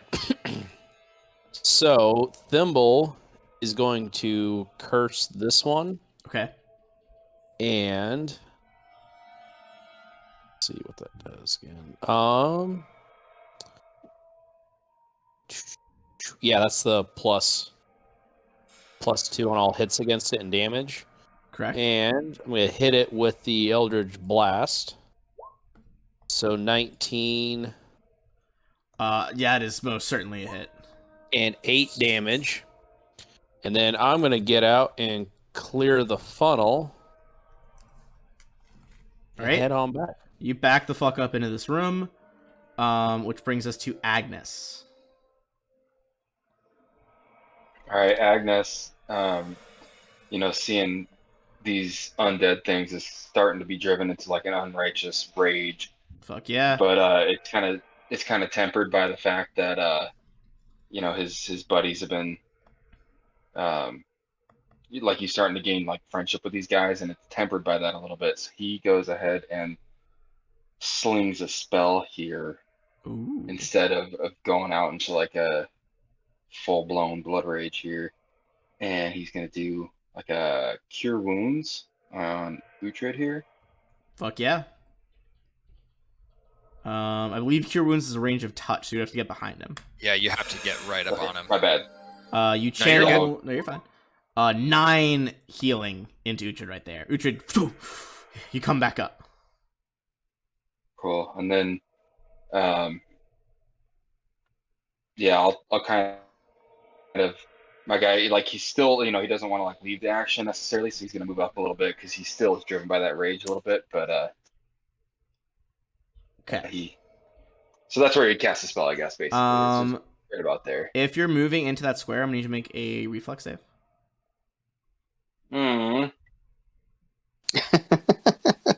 What's that? All right, reflex. Reflex? What's reflex? Sorry, what did I say? Reflex? Dexterity check. Dexterity saving throw, specifically.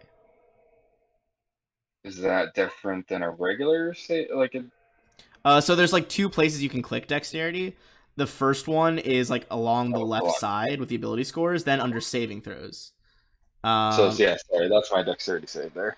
That closet that I described as being open with a bunch of cloaks in it, you brush against the cloaks, or at least get close enough that one of the cloaks opens a giant mouth and is going to make an op attack on you as it had a ready action.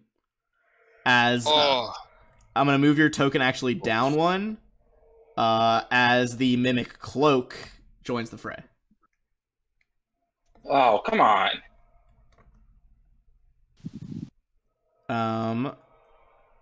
Let me make the attack roll. At least my ear's not stuck to the cloak. 13, that is a miss. It was sneaky, but not sneaky enough. All right. Kind of fucked itself on initiative there. All right, that is Agnes's turn. Uhtred, you kind of look to your left and see like different shape, but same thing that fucked with you last time. Ingmar. Things are sounding a bit hectic in the other room. Yep. Ingmar is out of spells, and all he has is his crossbow, Yes, and he's sir. out of bardic performances, so he's essentially going to do what he can, take a step forward, try and shoot awesomely over Uhtred, who's just stood up. He's like, "Oh, what's happening?" Or he's on the ground gaining is he on the ground still gaining consciousness because he hasn't stood up He is yet? prone. He is prone. Yeah. So no He's cover or prone. anything. Awesome. I'm going to go ahead and throw out my crossbow. Hell yeah. That is a hit. Go ahead and roll damage. As crossbow bolt slices out. Sorry, I'm gonna get us back into gassed fight mode. 6. You kind of hit it right in its like much thicker chest than the ghouls. As it again disturbingly, the ghouls didn't speak. These things do speak common. It's just like, you stole and you shoot. Ah, you'll taste wonderful. With that, Ingmar's going to take a step over to the side to clear the way, and he is out of bardic inspiration, so that is his turn. Okay. Uhtred, as you get up, I'm gonna need you to make a Constitution save. As you get up, now that you're right next to them at the beginning of a turn, you can take a smell and just these things smell like pure decaying rot. So you have the poisoned condition right now because that was so gross. Basically, you have disadvantage on attack rolls against these creatures.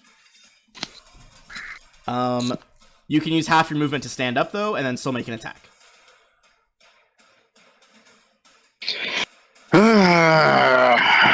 Also, attacking, if you attack the middle one, remember, it doesn't have to be flanking to get sneak attack. You just have to be threatened by Agnes, which he is.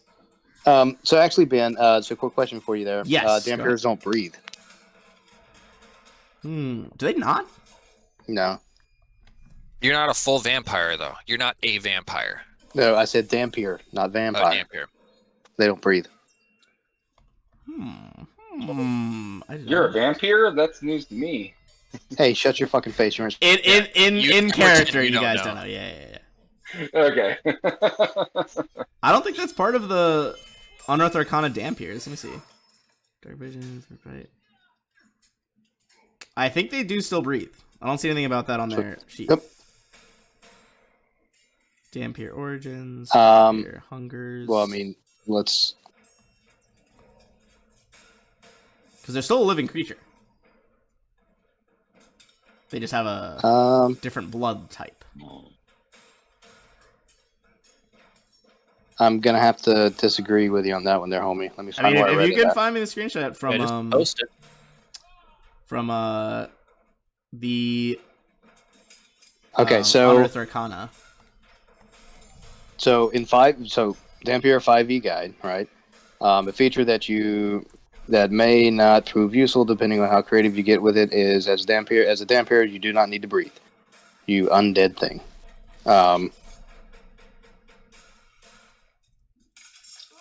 I know you are correct. It was not in the abbreviated version, but in the Unearthed Arcana PDF, it does say that.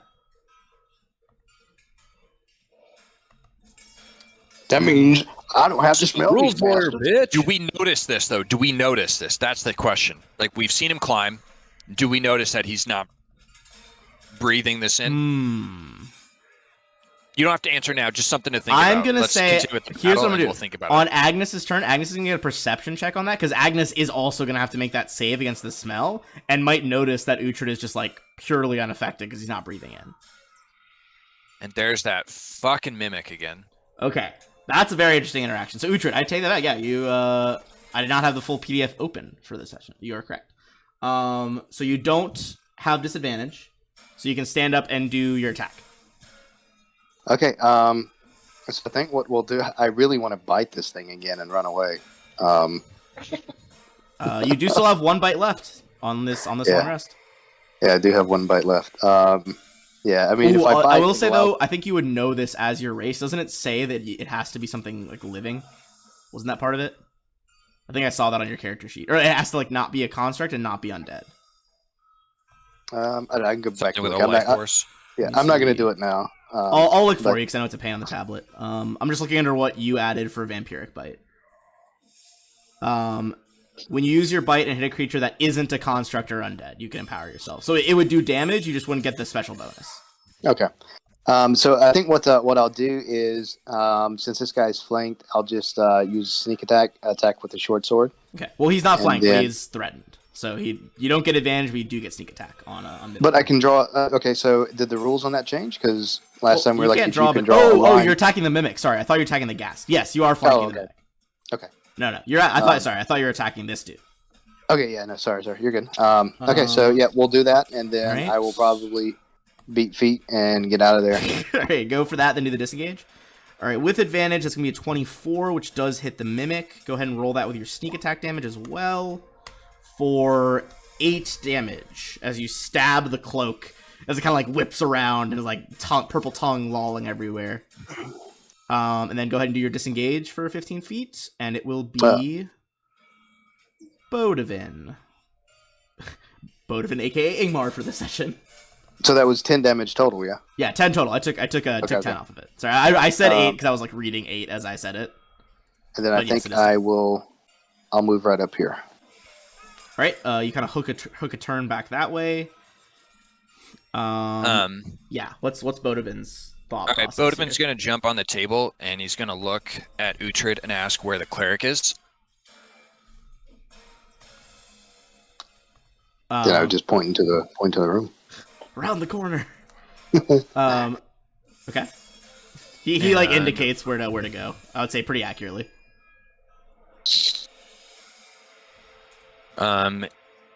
Bodavin's going to be like, we can't leave him behind, and he is going to throw out Guiding Bolt for one of the spells, and Okay.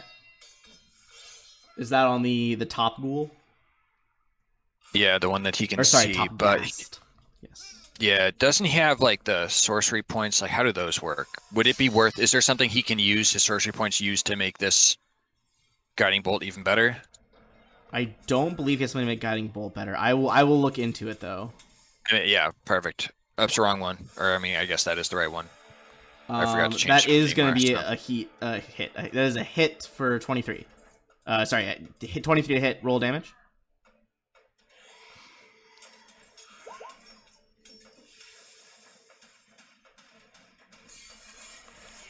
is So 13 sorcery radiant. points let you do special stuff.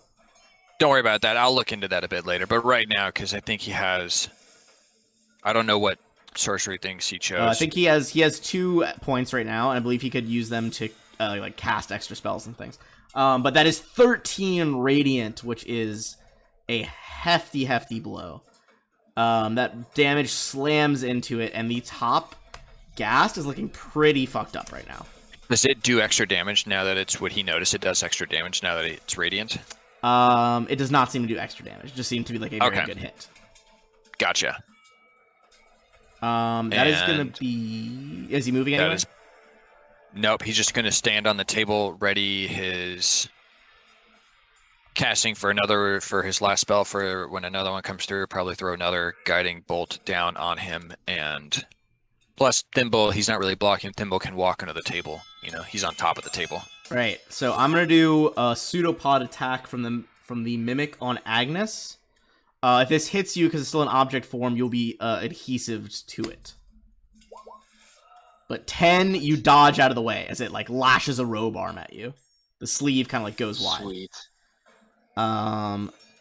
Shite roll from that guy. All right. The ghasts.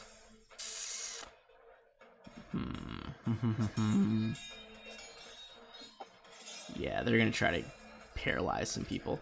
Alright, so the ghasts are actually going to leave Agnes to the mimic. And 5, 10, 15. 5, 10, 15, 20. So without op attacks, these two are going to move into the room. One is going to try to paralyze Bodovin. One's going to try to paralyze Ingmar with claw attacks. Alright, so top claw is on Bodovin. 7 pushes the arm out of the way, goes wide. Next claw, Ingmar. 24 for 11. Miss. Go ahead and give me a con save. I miss. You sassy bitch. And con save. Yeah, con save. You got Give it. me the same as the ghouls, not anything better. Still a DC 10. Oh, Nice. you like Oh. feel like the weird rot of the grave in this claw attack, and you just like shrug it off. Like I don't have time for this. All right. Clearly, you are beneath me, creature. There you go, talk shit to him. Kind of like licks his tongue around like his whole face. Thimble. So, which one of these guys was up here? This guy, top guy. This That's the one that's been guy, hit by like an okay. Eldritch Blast, some stabbies. Yep. So I cursed him, Yes. and I'm going to hit him with the scimitar. That's +2 on attack and damage. Shit. Okay. Does a 12 hit? A 12 does not hit, no. Well, shit. Trying to make sure I got everything. It has these like really long claws. You see its claws like catch the blade in midair. Wait your turn, little one. I think that's my turn. All right. Agnes.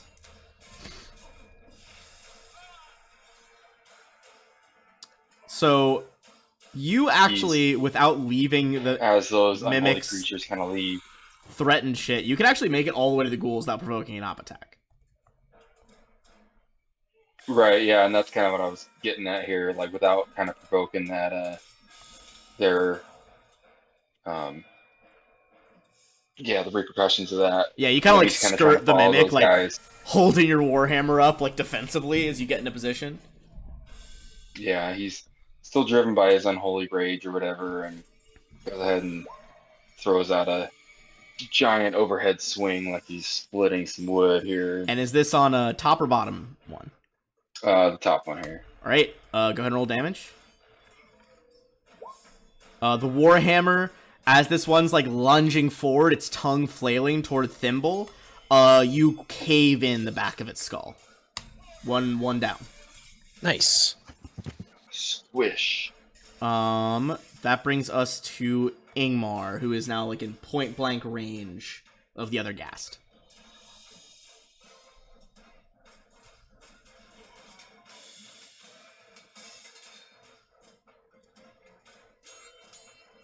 Like I said, they fixed it.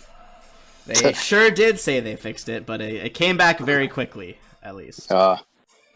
Lucky you. I was about to take over as DM, and Uhtred pulls out a fucking AT4 and Just a full, Yeah, I remember full seeing Holy him hand put it in his grenade. satchel the other day, so Mm, he was, mhm. yeah, I'd concur with that. But seeing where he's at, he doesn't have, well, he has his crossbow in hand, but he is going, in his other hand, he has his cards, and he's going Okay. to go ahead and throw out. These two had kind of been conversing, but he's going to insult him and throw out Vicious Mockery, Hell yeah, dude. and it fits with his. All right, and that's on this guy. Yep. What do you say to mock him? That This being undead, there is no life. This is no life worth living, and we'll make sure it ends today.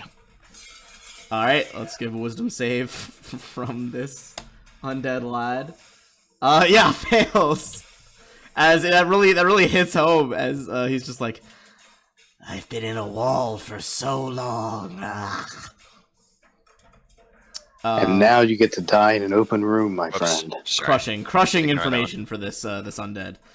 Are you gonna move anywhere? Oh, I guess if you move, you will provoke though. So, Yeah, I can't do anything. all right, Uhtred. All right. So yeah, I guess I'll move up. Here, let me move the corpse out of the way. You could just stride across it. And it's safe to say that this guy is good and threatened now. Yes, he. This one's not flanked, but definitely for sure threatened from like 3 sides. Okay. So that allows me to use my sneak attack, Correct. or it gives me advantage. No, the same difference. It gives you sneak attack, but not advantage on the roll. But sneak attack gives me advantage. You get sneak attack if there is advantage to be had, but on. Hold on, let me pull up the sneak attack ability. Yeah, because like if it was like if you were in my position and Agnes and I are kind of flanking there, we're flanking, but Yeah, if you look at the sneak attack description, you don't need advantage on the attack roll if another enemy of the target is within 5 feet. That enemy isn't incapacitated and you don't have disadvantage. So if you just have a regular attack and your allies are around it, you get the damage. But if they're like opposite you, then you get the damage and advantage. Okay, yeah, I read that wrong. I thought sneak attack automatically gave you advantage. Okay. No. I mean, to be fair, it's a long ability. Yeah. Okay. All right. Yeah. So here we go. Still worth it though. Still extra damage. All right. 16. Even without the advantage, you still do hit him though. So it's gonna be. Ooh, excellent. Another 8 damage. As you take your beautiful new silvered short sword and just stab it into like where his kidneys would be. And then let me move the corpse out of your way again. I forgot you were gonna bonus action disengage. You just do like a backhand spring, like landing, one hand on the ground, Iron Man style, sword in the other, and just skitter off to the other side of the room. That brings us to Bodevin. Like we were saying, Bodevin had that one last spell lined up, and he is going to toss it out. Okay. And I should probably go to the right character sheet. Might help. That might help. And he is going to throw out one last time. And that does not hit, I imagine. That does not, as the ghoul just kind of like crouches low, looks like it's getting ready to pounce on one of you guys, and the bolt sails over. That is going to be the Mimic, who... Good thing you took that one out, because the Mimic would have been flanking for advantage on Agnes. Okay. But the Mimic is going to go in again with that pseudopod attack to try to stick you to it. 21. That is going to hit you and take 10 damage, and you are now stuck to the Mimic. He just wants a friend. The sleeve of the robe like lashes out, and it's like super glue around your arm. But it cannot do its attack. You think if you don't get free, basically it's going to get advantage on you with its bite as it like pulls you close. All right, the remaining Ghast. They are much smarter than the ghouls, so he's going to say fuck the bite attack. He's going to try to paralyze somebody.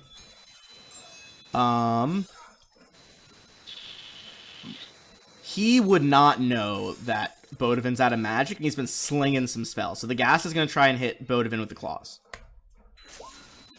12, I believe, is a miss, though. It is a miss. Bodevin kind of like leaps on that table, like knocks the clay goblets and clay jug askew, and dodges out of the way of the Ghast.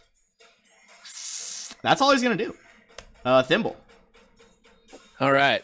Thimble is now going to scurry on over, and he's going to use the scimitar with The scimitar. booming blade. Ooh, So you'll let's love do to see it. this. Ooh. It's 5, 6. Meh. All right. All right, 23 for 6. I mean, hey, still damage on the board as your blade like cracks out with this peal of thunder. The ghoul kind of staggers back, but catches himself on the wall and gets ready to fight again. Even as you guys like box him in, he looks still ready to throw hands. Agnes. So let me see. You do Ingmar, do you have a melee weapon out or a ranged attack out?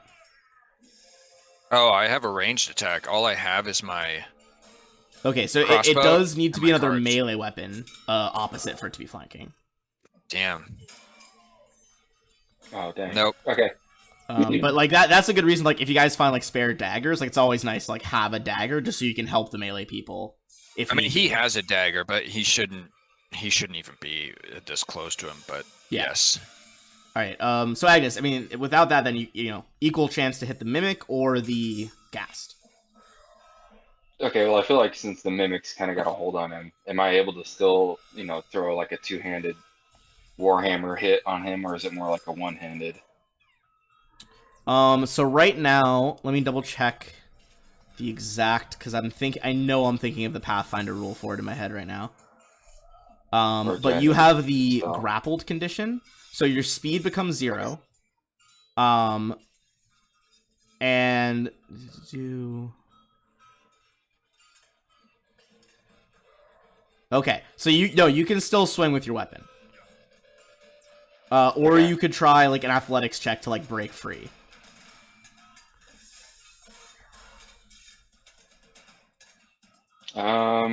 No, yeah, I'm definitely just gonna swing at this sucker because it's pissing me off. Oh, that was really terrible. You try, but it like wrapped up in its sleeve. It's just too difficult. Ingmar. All right.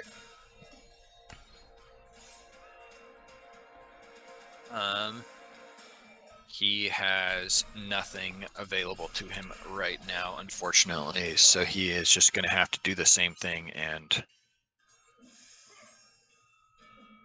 Yeah. throw out Vicious Mockery. All right. What just same insult or any new material? Probably something along the lines of the light's going to take you, you know. You've lived in the darkness for far too long. Look behind you. That's your end. All right. Let's see. Like, he like flinches visibly as he just like one of those huge clawed hands you saw in the picture, just like clutching his whole head as he staggers from the mockery. Which brings us back to Uhtred. There's not much that I can do because I can't get in. I can't get into here. What was that? No, I seriously had something in my throat. I wasn't trying to indicate anything. Okay, I was like waiting for you to chime in there. I just had it muted. I thought I did anyways. All right. Yes. Sorry. Hold Go on, ahead. I'm thinking. The fucking ruler on this bastard would work. I imagine the ruler feature on an iPad is exceedingly difficult, to be honest. Yeah, it keeps dragging the screen like a little bitch. Yeah, that makes sense. Stupid B-word ruler. All right. Doing a Yeah, miss or so- something? Right? If I put it on my token, it grabs it. Oh, gotcha. Yeah. So, okay, let's do this. Can I spider climb to right there where the mimic is and drop down? Sorry, let me just check the ceilings and this dude's reach. Yes, you could. Okay. I will spider climb here to the mimic. All right. Kind of climb over the heads, between the pillars as well, ending up next to the mimic. I will attack homie with a short sword. Go for it. Let me take sneak attack off.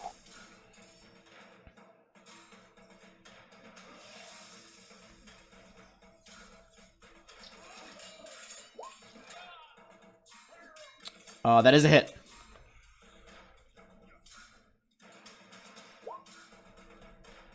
He takes 5 damage.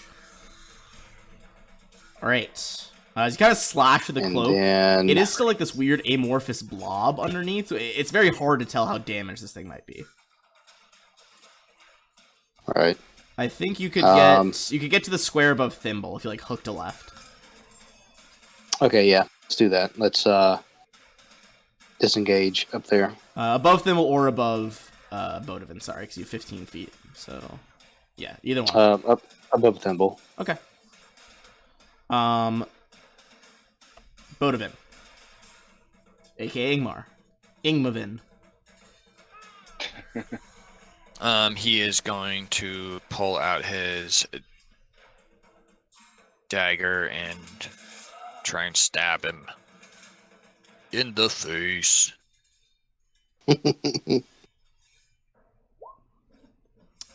Yeah.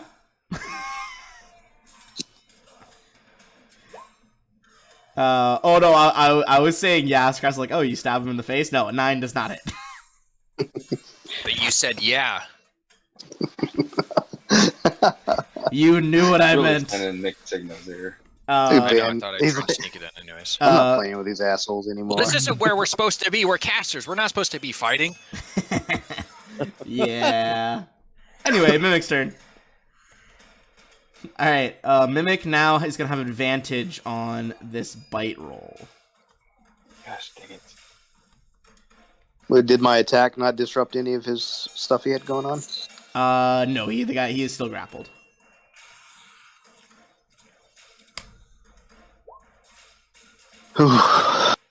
Right.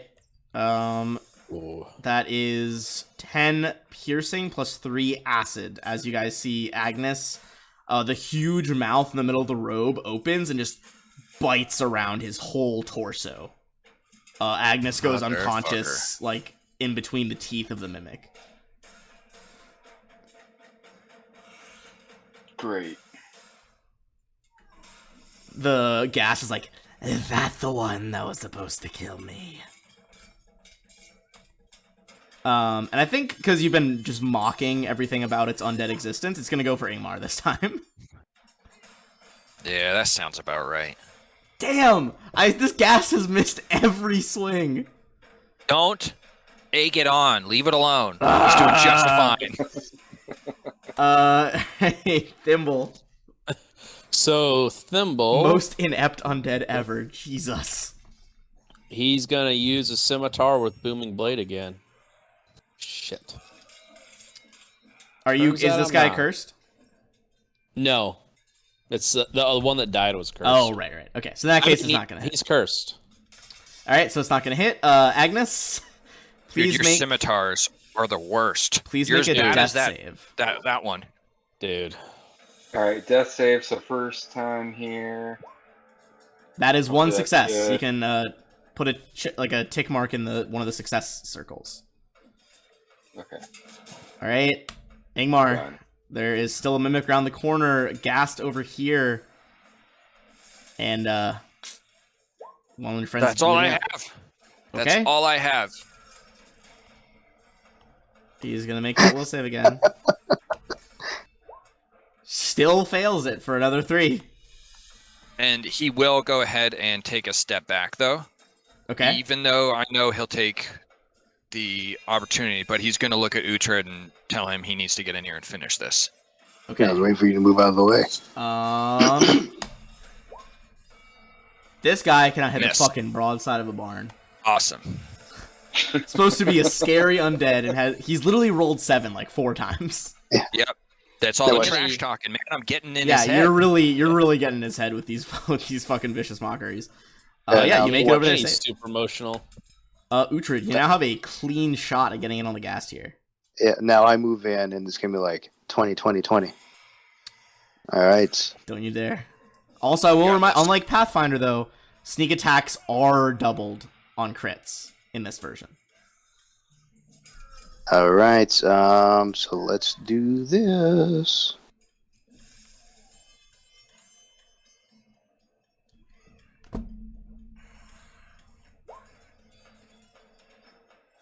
That's absolutely a hit. Go ahead and roll with a sneak attack as well. Oh, beautiful rolls. Max on the piercing and 4 on the d6 for 13. This ghast is looking like it's gonna end its undead existence very soon. All right, and then of course we will disengage. Hell yeah. Bonus action disagree. And bonus action, you disengage. Move back up to the top of the room. Bodovin's turn. Bodivin is going to... Let me see here real quick. I'm just double checking some of his spells.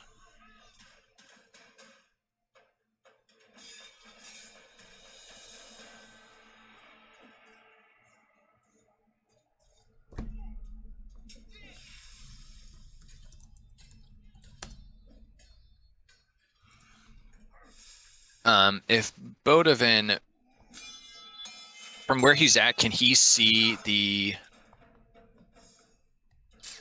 The mimic. Yeah. Um, Oh, never mind it. He's not close enough. probably just Anyways. barely. Because I mean, it does. It is like kind of wrapped around Agnes right now as a cloak.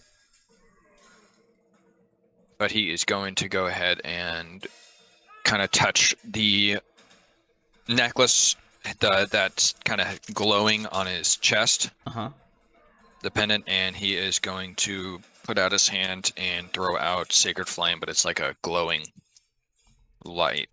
All right. Oh, man. The light flows out of his hand towards this guy. Let's make a dex save. It's its best save, and it still can't fucking make it. It takes that 2 damage, but it's not quite enough. It is still on its feet. That is the mimic. The mimic is gonna keep trying to eat Agnes. So basically, it attacks, and that's automatically 1 failure on your death saves, Agnes. Oh, jeez. But it doesn't do any damage, right? No, not. I mean, Or not it really, does? yeah. It doesn't really do damage. It's just basically like the attack. It just gives him another tick right now. So now you have 1 success and 1 Duly failure. noted. Ghast's turn. Who's it most pissed at right now? Alright, Thimble's gonna get an op attack. An op attack as it runs away from Thimble and just goes to try to chase down Uhtred. Make it count. Make it count. That does hit! That's fucking enough that you... your scimitar, the curved blade, enters around its spine and curves out through the front of the chest, and it falls to the ground. As he does that, though, Ingmar's going to tell him as he's dying, be like, I told you your end was behind you.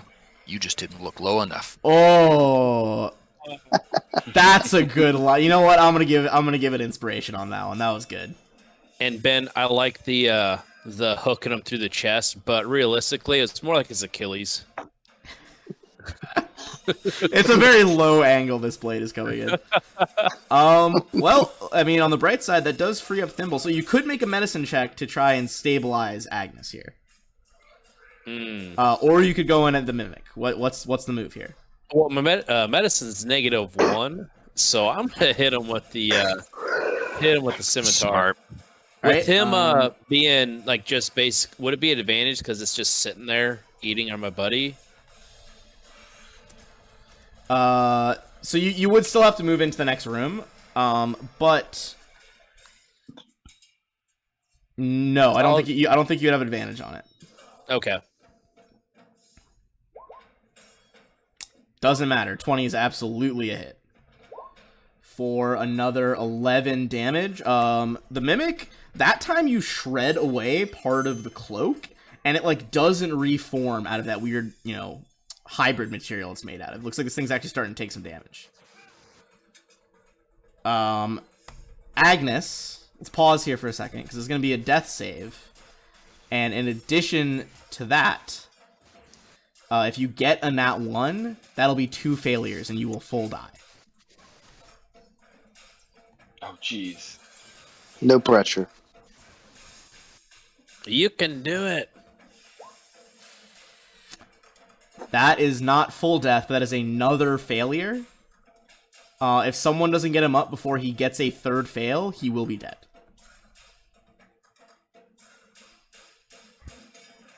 Oh, there's a light at the end of the tunnel here. Alright. Ingmar, your friend is still bleeding out. Yeah, Ingmar's not too worried about that, so he's gonna walk over, Jesus Christ. bend down, put his hands on him, and say something like he's not, you know, his soul isn't ready to cross over yet, or something spiritually awesome like that. Just assume Okay. I said something amazing, and Yeah, you're like, profound as fuck. oh. The Mimic's like, ah. It is a DC 10. That does stabilize him. Perfect. Ooh. Thanks, dude. That was danger close. Yep. Okay. And you can reset your those 2 fails and 1 save now. That goes away now that you're stabilized. So he doesn't have to make any more again, or it just starts from scratch? If the mimic hits him again, it's gonna start from scratch. Okay. So it like resets back down like 0 successes, 0 failures. Gotcha. I'm okay with that. That's better than nothing. Yeah, that was clutch. Uhtred. Let me see. If I move through his square, I initiate. There's no unless you moved like all the way away from the mimic's reach, which is that like 5 squares around him. You're not gonna provoke. I was going to move right here. Yeah, that's fine because you could go like kind of hook to the left of Thimble down the bed to the corner. Okay, so very very doable. Very doable. we'll move here, and then we will give ourselves advantage. Hell yeah. Sneak attack, and then hit this mofo. All right, we got that advantage roll.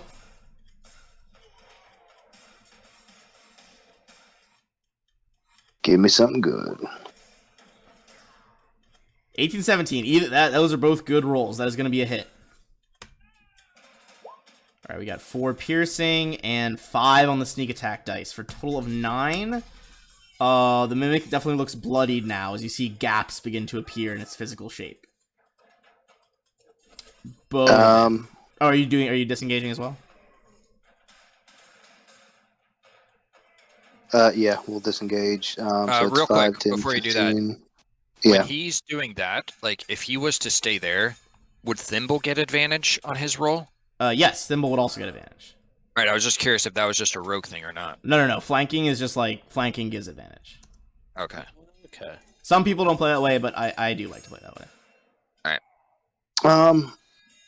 Yeah, okay. I mean, I'll stay here. I mean, that makes sense. I mean, it'd kind of be out of nature for the rogue, or out of character for the rogue. I wasn't saying for you, but like Ugh. I was just like curious if you stayed like that, would he get it? Or if Yeah. it's just for you if we have to worry about that. Yeah, Because I as mean, casters now. yeah. If dude hits me one time, I mean, I'm fucking uncon, so it's not won't do anybody any good. Yeah, that's all of us. All right. Okay, So I think that'll put me here. 15 will put me here. 15, yeah. Oh, wait, 5. You could do that in 10 if you wanted to back up into that like hidden alcove where they were. Well, because you could do it on a diagonal, remember? So you could go like 5, Yeah. 10, No. 15 into that little alcove if you want. Yeah. I'll stay right here. Okay, fair enough. Bodavin. Bodavin is going to. He's smarter than the rest, so he remembers that potion that he gave to Agnes. So he's going to reach into his belt, pull out that potion of healing, which is 2d4 plus 2, and shove it down Agnes's throat. Okay. For his turn. Go ahead and roll that 2d4 plus 2 to get Agnes back on his feet. Oh, heck yeah. Is that me or is that... Okay, cool. I was going to have him roll it because he's feeding it to you. So 7 back to Agnes. Agnes, you come back to consciousness. Like a baby that just got a bottle. I'm feeling pretty good. You aren't done yet. Doing the good work. In that case, is the mimic. Honestly, it could go for either Thimble or Agnes at this point. I'm gonna go ahead and flip a coin.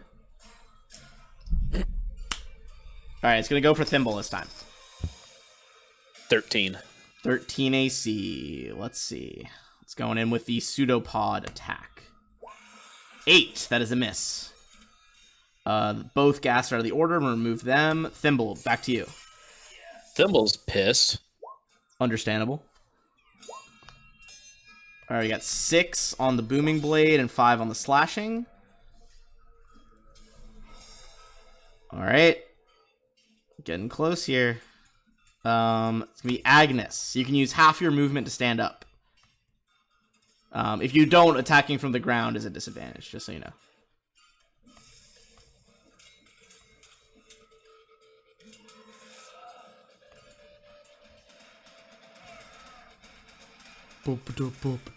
Agnes, are you muted? Dwarf. Oh, sorry. Coming to here. I can Yeah. only, it's the dead giveaway is whenever there's a ping on the map but no one's talking. I'm just like, oh, okay. My bad. No, you're good. You're All good. right. So to actually stand up, do I need to move somewhere, or can I just say It just standing up takes and then? half of your movement speed to stand up, essentially. Oh yeah, cool. And then I'm gonna swing at that sucker. All right, going with that Warhammer. That is absolutely a hit. Go and roll damage. And again, with the exact amount you need to finish an enemy, like earlier, 9 is exactly what you need. As you crush the cloak, it explodes in a pile of like silvery, almost reflective goo as the mimic is destroyed. That's Yay. satisfying. And we So- are out of that combat. More like a cloak of unprotection. Yeah, I'll take that cloak. Before we kind of delve back into what was in that chest, let me just give you guys XP really quick. Because mimics and gas are both worth a decent amount, I believe, because they're both challenge of 2. Alright, that's going to be... Everyone's going to get, just like before, 338. Ooh, can we go ahead and level up? Is that at the level? What did you guys just get to? I think it's at 900. 348. So that puts us at 1046. It's 338 is what you just got. 330. Oh, I'm sorry. So 698 plus 338. That puts us at 1036. And level 3 is at 900. Yay! Alright. So, give me 1 second. I'm actually gonna, because there's a bit of lengthy things that are in that chest. First of all, give me an Arcana check on that. Now that you guys, the thing that started it all, as you pulled the second item from the chest, which in this case was the coffer. Oh my god. I'm gonna, honestly, okay, 14 does it. I was gonna say, honestly, that 12 does it, because you probably recognized them before. The coffer with those 4 other things you were sensing, Ingmar, is it's 4 potions of healing. Oh, nice. All right. With that, awesome. Probably hand one to everyone but himself, so everyone has one. And that's just a potion of healing, so it's 2d4 plus 2 or whatever it is. Yes, 2d4 plus 2. I'm gonna add something to your loot list, just at the bottom. I'm editing it really quick, so no one else edit. I'm gonna paste in what all was in that chest, including the spell book, because it actually links to all the spells and their pages that you can look at. Awesome. So that's at the Let bottom me know when there. you're done.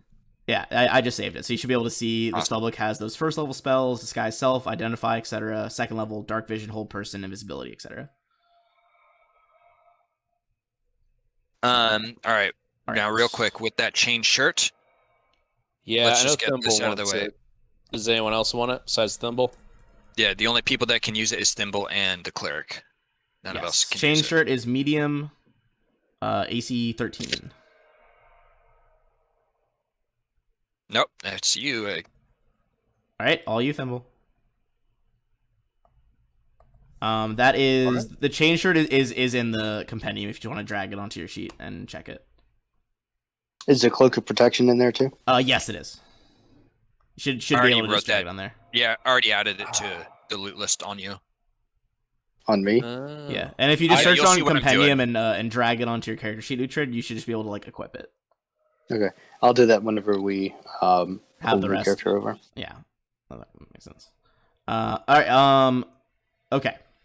So where you guys are now, I mean, obviously taking some damage. You haven't explored the room with the orb, and you know that there are stairs going down. And with some weird chanting going on. Apart from that, you have seen all the other rooms on this floor. So, what's the move here?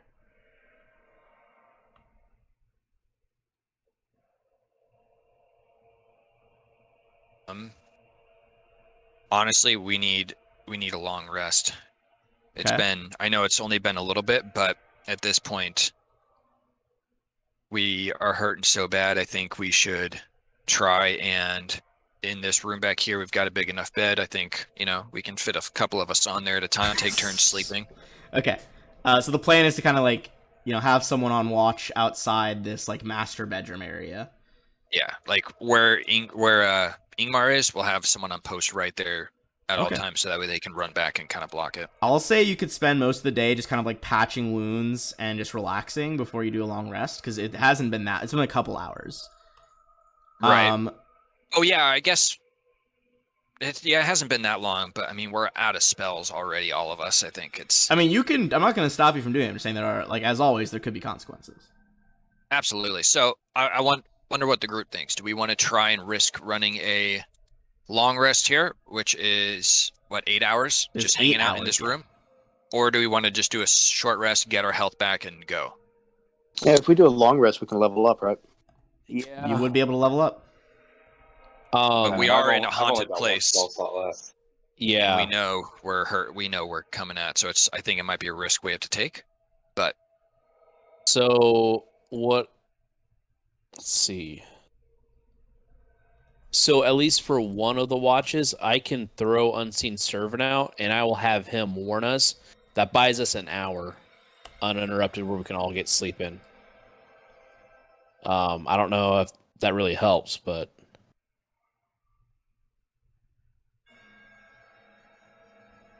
Okay. do I not think know we either. will find out, right? Well,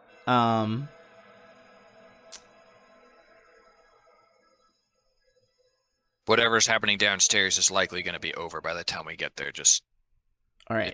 is my only thought. And actually, Ingmar didn't hear anything, so he wouldn't care about that. So what?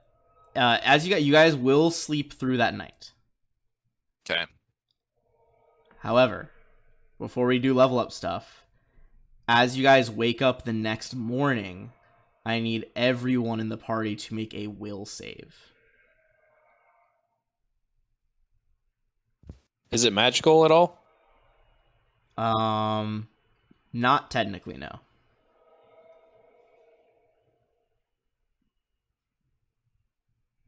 Let's see. Wisdom save, save. here we come. Wisdom saving throw. Gotcha. I was looking all over for Will. 12, 3, 17 is fine. Okay. Ingmar and Thimble are fine, but the other three...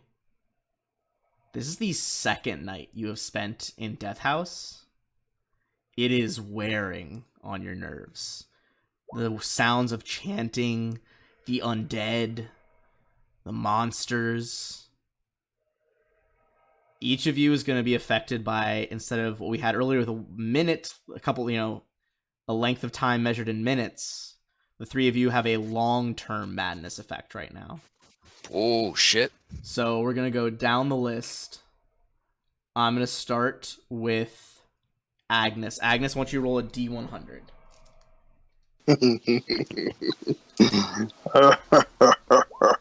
Okay. All right. For the next... Let's see. Math. For the next 40 hours, so basically 2 days, Jesus. you, after experiencing everything down here, you have come down with extreme paranoia. You have disadvantage on wisdom and charisma saves. Oh, damn. Dang, that's harsh, man. All right, next up, that's going to be Bodavin. Can you roll a D100 for Yeah. Bodavin? Yep, Uhtred goes last. He got lucky with that. I want to keep with that shit. That's for Bodavin. It just has my awesome Okay. token and Gotcha. even crazier name. Oh, No! hold on. Okay. You got lucky on the hours, though. For the next 3 hours, Oh. Bodavin is suffering from uncontrollable tremors and tics as his nerves are getting to him. He has disadvantage on any d20 roll that involves strength or dex. That could be attack rolls, saving throws, anything that involves strength or dex. Right.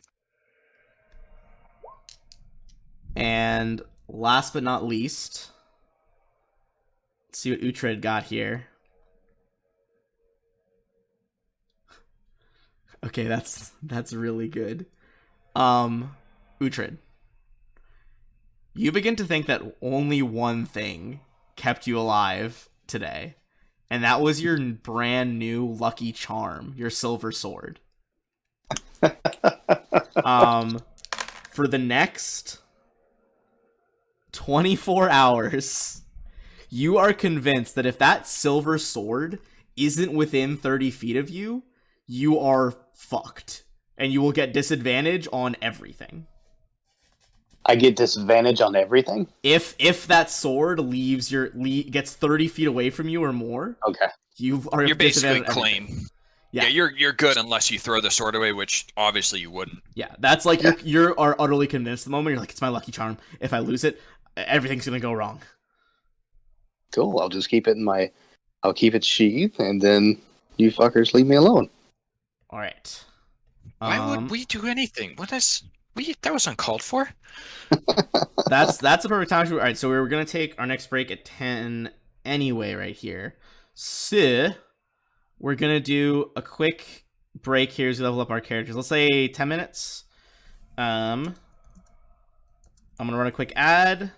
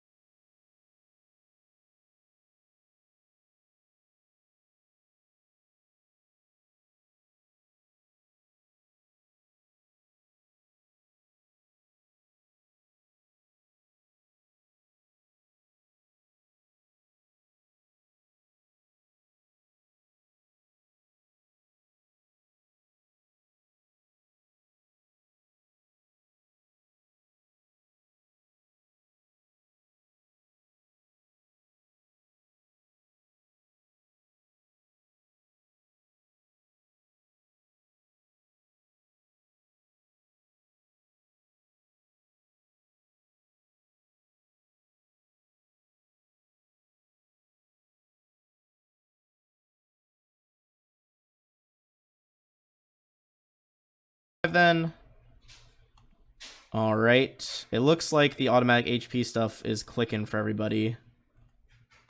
Did you roll Bodovin's health, Ingmar? No, I was gonna let him roll, but I guess I can do it now. Just what is it? I would do it now 1d6? because How much? I think Okay. we're probably gonna like end Death House this session. Okay.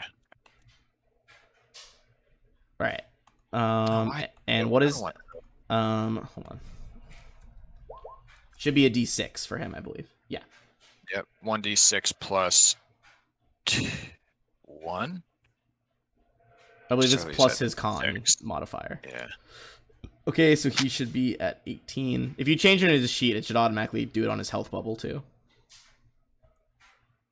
Perfect. Yeah, there we go. Done There and we go. done. All right, done and dusted. So, you guys have that rest. Obviously, you have some of those madness effects that have taken place after spending so much time in this godforsaken house.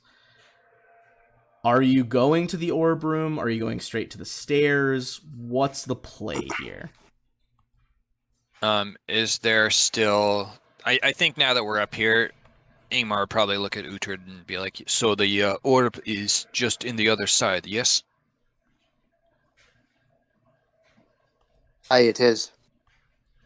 I know we heard some chanting, but perhaps we search out this orb, just in case. Also, I would like to see hilariously, it. I'm curious. there's no door there anymore because the door was the mimic. Awesome. So it's actually just a tunnel. Yeah. So Feel free to move yourselves into that room. Well, Uhtred already kind of checked it out, but if the new players going in want to make a perception check once you enter the orb room, be my guest. yeah, Ingmar is very like. It sounds up his alley, you know, crystal ball orb shit like that. So he's gonna want to take a look at it for sure. All right. Just see what's going on with it. I would say since you're specifically thinking about that, Ingmar, go ahead and give me a Arcana check on the orb. 14 is not going to notice you anything special in here.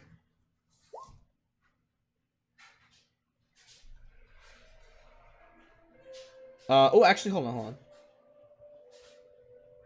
And then Bodivin will assist. Hold on, I gotta Right. refresh here. My thing's like inverted. Something's going on. Inverted. Dragging me outside the map. Jesus Christ. Like, Well, that 14 was enough that Ooh, that we'll come back to that fucking 21 in a second. That's good. Was that you or? No, that was me. Oh, that Ingmar. was Ingmar. Okay, Or perfect. the Arcana Um, you suggested. Thimble, with your check, you can tell that up at the top here of the room, there is actually behind the wall, instead of like solid stone, it's just a layer of clay. And as you see that, you scrape some of the clay away, and notice it's just rotted wooden boards that can be pushed out of the way to open up a new passage. And when you do that, me. Hey Ben, I'm sorry, dude. My token now keeps snapping back to the original place. Hold on, I'm gonna delete that and drag you back in. That should reset it. Try moving him now in that room.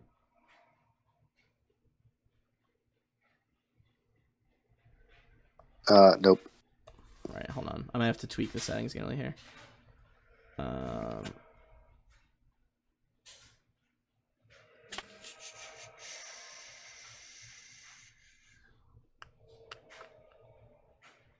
All right. Sorry, gotta scroll down. Okay, I know what the problem is. I see. Okay, so it wasn't representative as you for some reason. Is that better? Okay. Yep. Cool. We're good now.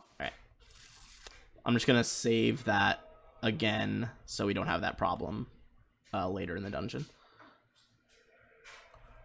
All right, going to the orb that you looked at, Ingmar. So again, it's like this smoky gray crystal orb.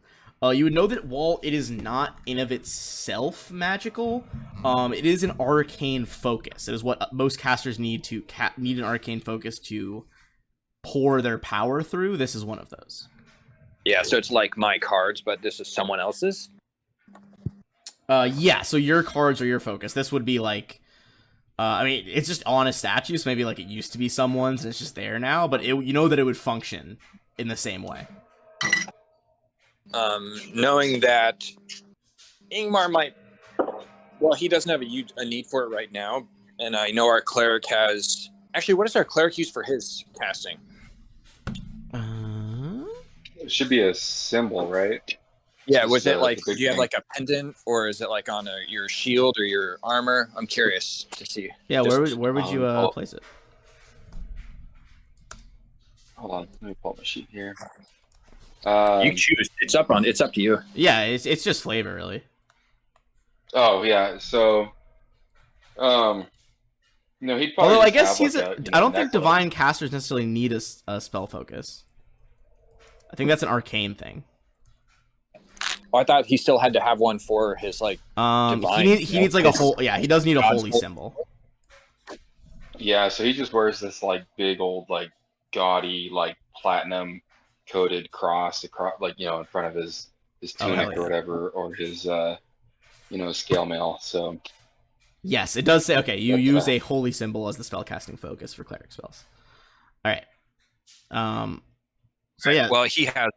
So Ingmar, knowing there's not a whole lot of use for it right now, he's gonna just pop it into. He's gonna take it off after making sure it doesn't look like there's any traps or anything like that. But he's gonna take it off and probably pop it in his bag to see if like this might come in handy at some point later on.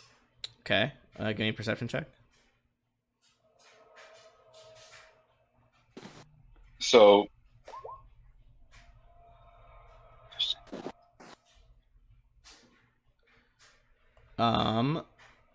Seems like a regular glass ball. so Agnes would like to do like a perception check or whatever on the statue itself, like a history intelligence check on it. I would say you can make a history check on And it. so yeah. it doubles because it's one of my things or whatever. My thing. What is that called?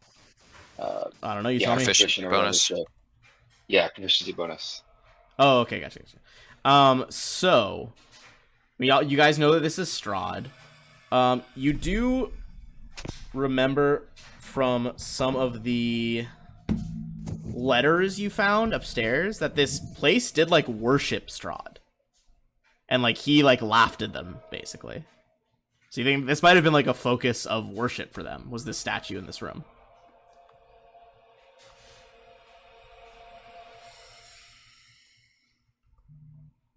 So perhaps they use this to maybe communicate with Strahd, perhaps? Maybe.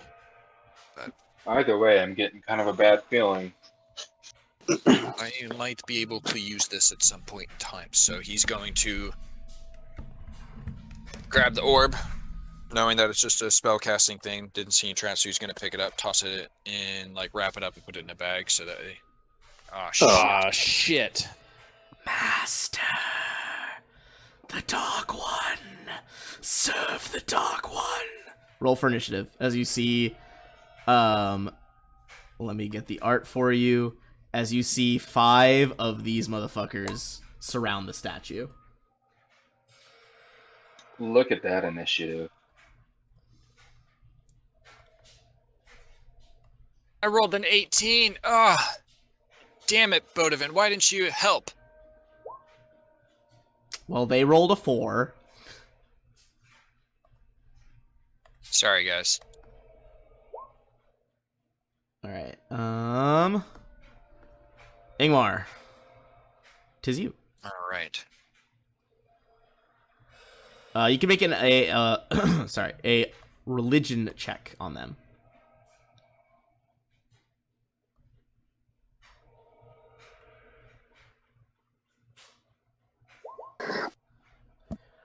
These are a different type of undead. They are known as shadows. From the darkness, the shadow reaches out to feed on living creatures' vitality. They can consume any living creature, but they are especially drawn to creatures untainted by evil. A creature that lives life of goodness or piety. Hmm. All right.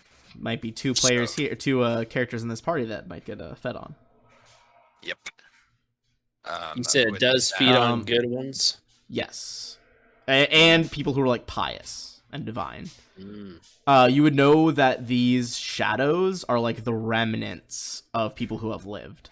So, judging from the way they were kind of talking about that, these might be some of those cultists that were like worshiping Strahd as like a deity. I am going to take a step back and throw out Dissonant Whispers.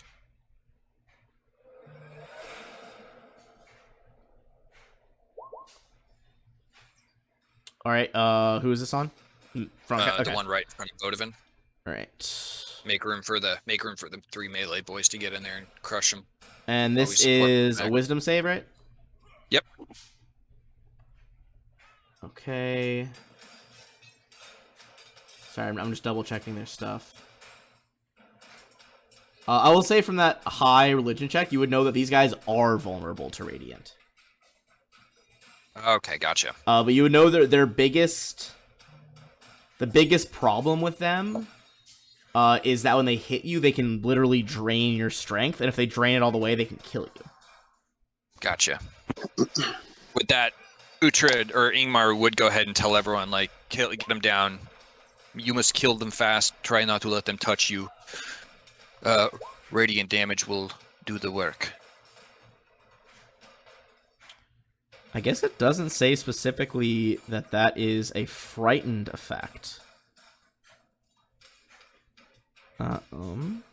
Yeah, it just says they must move. So, okay. So, since it's not a frightened effect, it will try to move far away from you. So, that's going to be... how much damage was it? Sorry. I clicked it so I could read the spell. 4.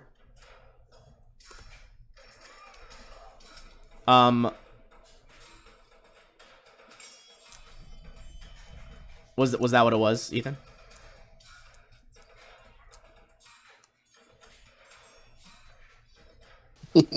Hello. All right, I'm just gonna subtract 4. You son of a bitch. Sorry, what happened? Someone called. I would say it wasn't 4 damage, but I tabbed back over and scrolled up, and it was 4. Although I believe since none of you guys have acted yet, It's not 4. It's 15. Oh, I didn't scroll down to the other one. Okay, hold on. Because it did add a higher spell slot. So it is going to go away from you, but that being said, since Uhtred and Bodwin haven't acted or anything yet, they can't take op attacks. But it is going to fly away.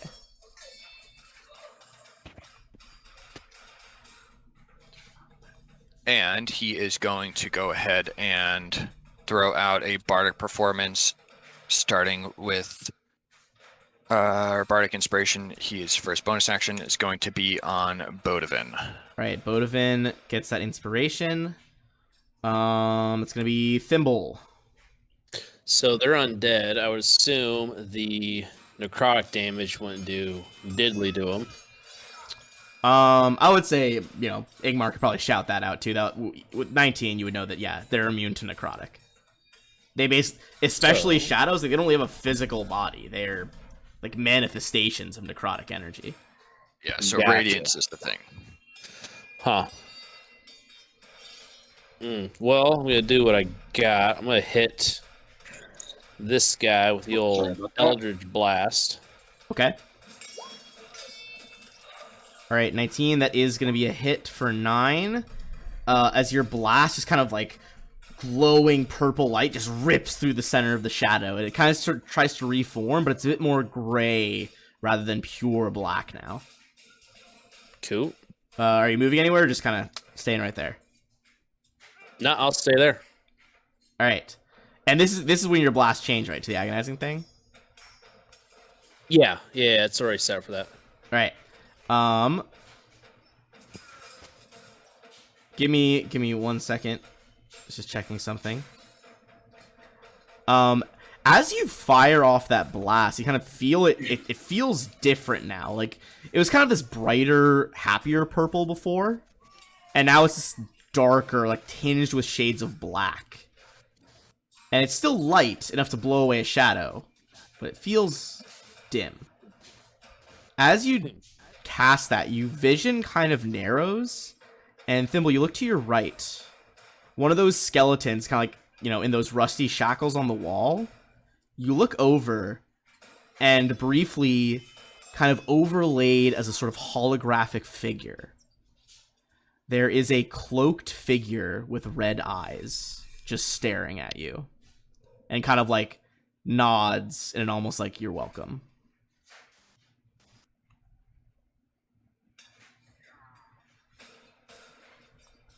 All right. Huh. Uhtred. All right. So I will use. I'm going to use Assassinate, which essentially gives myself advantage against fucking enemies that haven't taken a turn in combat. Okay. Yeah, they're and- flat-footed. All of them are flat-footed because they haven't gone. Say again. It's not a thing. Flat-footed isn't a thing. Oh, right. Wait. It's only the rogue who has this action. Who gets this ability. Surprised is what I meant to say. But I guess they wouldn't be surprised if they manifested. You'd be. I mean, if they're surprised, that changes the whole game because then I can use all kinds of shit. But I mean, I'm gonna they say attack no. first. Since they manifested, they're not surprised. Yeah, Okay. surprise is not the same as not being. But yes, flat-footed is only a thing for the rogue. Yes. Kinda. Yes. So I'm going to use Assassinate. Essentially, like I said, and it gives me advantage on Has enemies a that have. taken turn. Okay. Has a taken turn. Talia addition. Okay. If they were Oh, surprised, okay. and So you get advantage on them, and if it's a surprise, it's automatically a crit. So they're not surprised, Yeah. but you do have advantage on the hit. Got it. Yeah. That's And now cool that he both has ways. advantage, he gets his sneak attack guaranteed. Correct. all right. So I will use the short sword on the one that's just adjacent from me.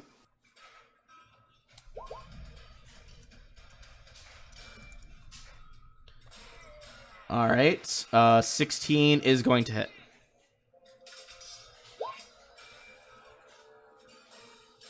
All right. 7. It's gonna be. Sorry, math. That is going to destroy the first shadow. Cool. And As then your blade, your silver blade, kind of like slices through, and just with a master, it vanishes into mist. then we'll disengage.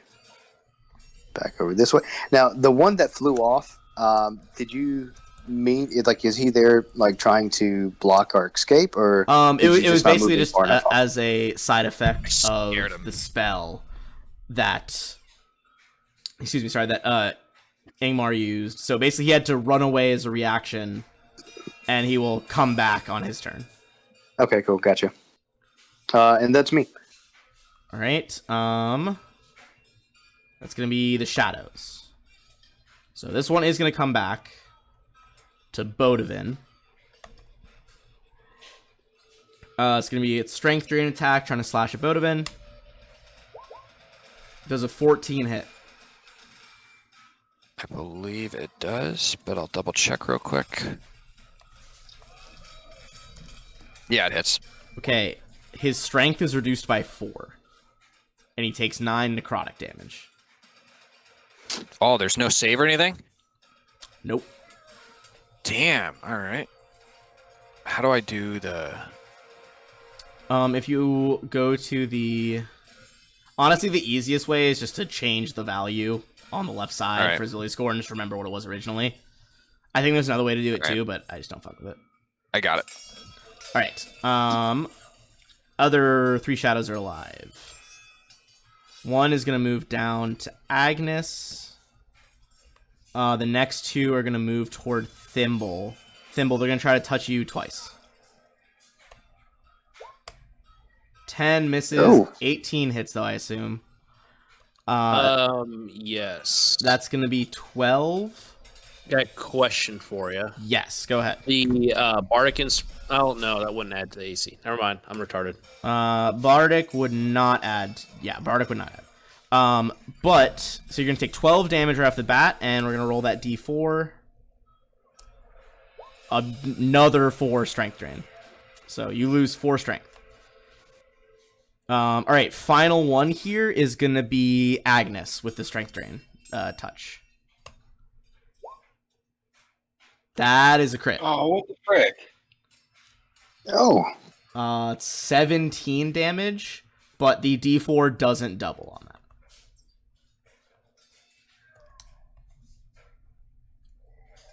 So you take 17 and you reduce by 2 strength. As all these shadows kind of swoop in and start, like, their claws almost go through you inside your chest, and you feel like your limbs becoming more leaden as they just drain the strength from you. That is going to be back to Bodavin. So, the top one is the one that you, like, did a significant amount of damage to with Ingmar. Gotcha. So yeah, he is going to go ahead and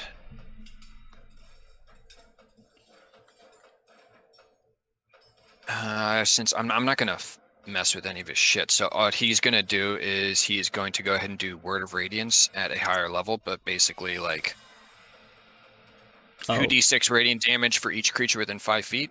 Oh.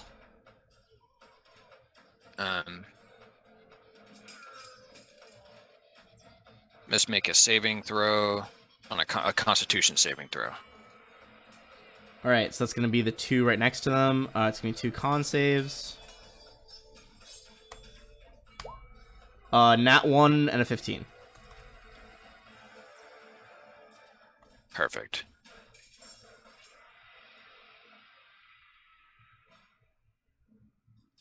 How does that work? Sorry. No, you're fine. Shit. I assume this is like a new Just thing you do just got. Okay, so Word of Radiance. Should be 2d6 because it threw it at a higher level. So Just do slash R, add another d6 on top of that. We'll keep the 6 there. So if they make it, there's no damage, it looks like.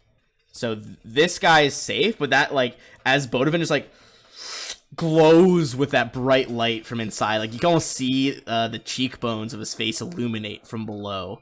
The shadow on the left is blown away from existence. And he is going to try and disengage, get away, because he should not be up front. So that was a standard, so he couldn't disengage as well because he's not a rogue. Oh, damn it. That's right. Never mind. All right. He's fucked. Sorry, Bodavin. Agnes. All right, sweet. So I got a question. Yes, sir. Can I cast that on myself and 2 other folks? Aid up to 3 creatures within range. I believe you could also do it. I'll say you could do it on yourself as well. So that should boost everybody by 10, right? So who are the so it's you and who else? Because you need to designate 2 other people. Bodavin and Thimble. All right, you, Yeah, Bodavin, and Bodavin. Thimble. Your max hit points and current hit points all go up by 5. Is it 5 or is it when you cast this using a third? Oh, did you do that? Higher Did you do third. it? Do you have 3rd level spells now? No, he does not. You do not have a 3rd level spell yet. I was like, I don't think you have that yet. Oh, my bad. You only Oh, never get mind. 2. No, So as I was. Okay, so Bodavin now is at 15 out of 23. Thimble's at 15 out of 27. And Agnes is at 12 out of 29. Excellent. The glowing light kind of infuses all of you. It really, like, beats back that leaden feeling that the shadows were giving you. real quick for you guys. So temporary hit points, the best way to look at them is like a tiny shield. Also, well, these ones aren't just temporary hit points because it also it maxes out your range. Oh, nice. For the time being. Yeah. Awesome. For the time. So you could do temporary hit points yeah. on top of it. Well, yeah, because keep in mind, temporary hit points don't stack with other temp hit points. So this is like addition. Like this, I wouldn't think of it as temp hit points because this is for 8 just hours. Straight heal. Yeah. So Awesome. Okay. for now, everyone's max is up by 5 for the next 8 hours. So if you guys like drank some potions or healed each other after this fight, you know, Agnes, you could be sitting at 29 HP for the next 8 hours. Oh, heck yeah. Yeah, it's a powerful spell for sure. Yeah, that's definitely one to keep preparing every morning. Yeah. Okay, so that you get that spell off. It's gonna be Ingmar next. Ingmar, seeing Bodivin over there by himself, is going to go ahead and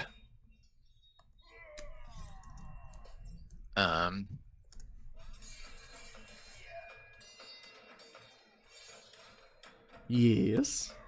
yeah, I don't know what he's gonna do. Okay. Sorry, I didn't He mean to might- hit that one. He's gonna throw out a bardic performance on, for sure, on our thimble there, Okay. and then he is going to go ahead and shoot his crossbow at the one right in front of Bodivin. Okay, a 10 is a miss, though. It kind of just sails through the shadow.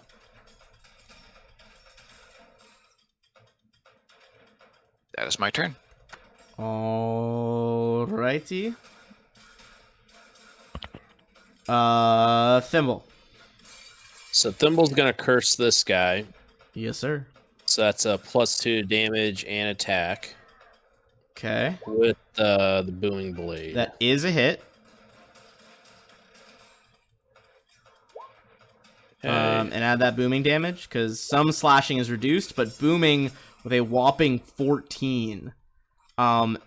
This time, Thimble, was the last time you're gonna kind of see it for this fight, but you see those same red eyes that were in the cloak? You see them along the length of your blade, kind of like briefly reflected. And with that, boom! They kind of vanish as you impact the bottom shadow and blow it to pieces.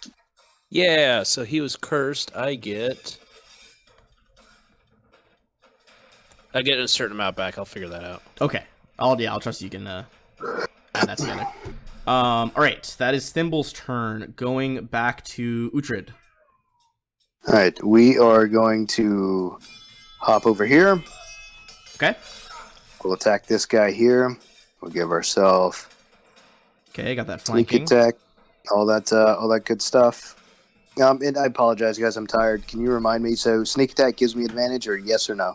Sneak attack doesn't give you advantage, but you have advantage right now because you're flanking. Because you think, okay. Mm-hmm. All right. So let's attack this Joker. Alright, what we got? Wow, dead evens. 19 or 19. Yeah, either way, it's a hit. Alright, not quite as much as the last stab, but that is still a hefty chunk. As you kind of cut through the wraith, it almost seems to like shrink to a small sized creature as its like body mass is lowering. And then we'll, of course, disengage in rogue fashion, and As one does. yeah, as one does, and then we'll move over here. You see they kind of like lunge out at you, and you just kind of really quickly duck and weave through them. All right, Sorry, Charlie. let's see. Who are they gonna go for? Probably just who's next to them. You know what? I think there's some tastier targets going on. So this one is gonna keep going after Bodivin, but this one goes through to here, and even though there's actually only a tiny gap between Thimble and the wall, you see this thing like squeezes into a line of black smoke and just moves through it no problem. But this thing's hungry for Cleric, so it's gonna go in for an attack on Cleric, and then our Divine Sorcerer is gonna get one as well. So first one is Agnes, second one's Bodivin. Agnes, you managed to dodge out of the way of its like semi-translucent claws, as does Bodivin. Excellent. In that case, back to Bodivin. Bodivin is going to go ahead and throw out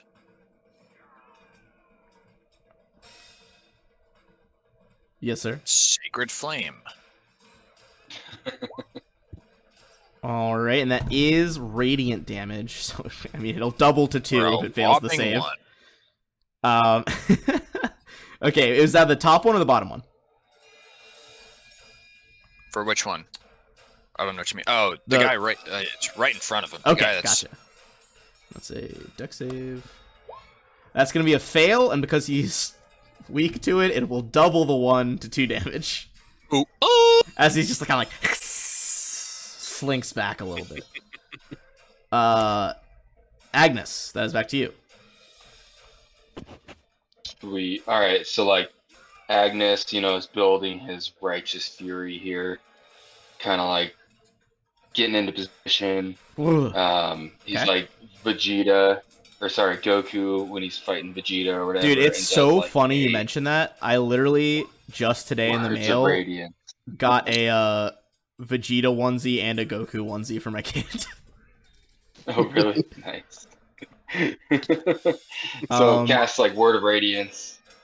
Oh, hell yeah. Okay, so everyone within that 5-foot range can get touched by that. Okay, that's a D6 con save for each of them, and this is radiant, so if they fail, it's going to be doubled. If they pass, it's going to be nothing. So let's go con save. Top one passes, bottom one also passes, unfortunately. Oh, frick. They kind of like sink into Thimble and Bodovin's shadows and then reemerge. Okay. Good effort though. Igmar. That looked way cooler in my head. Oh, it looks cool until they sink inside the shadows and kind of take refuge briefly.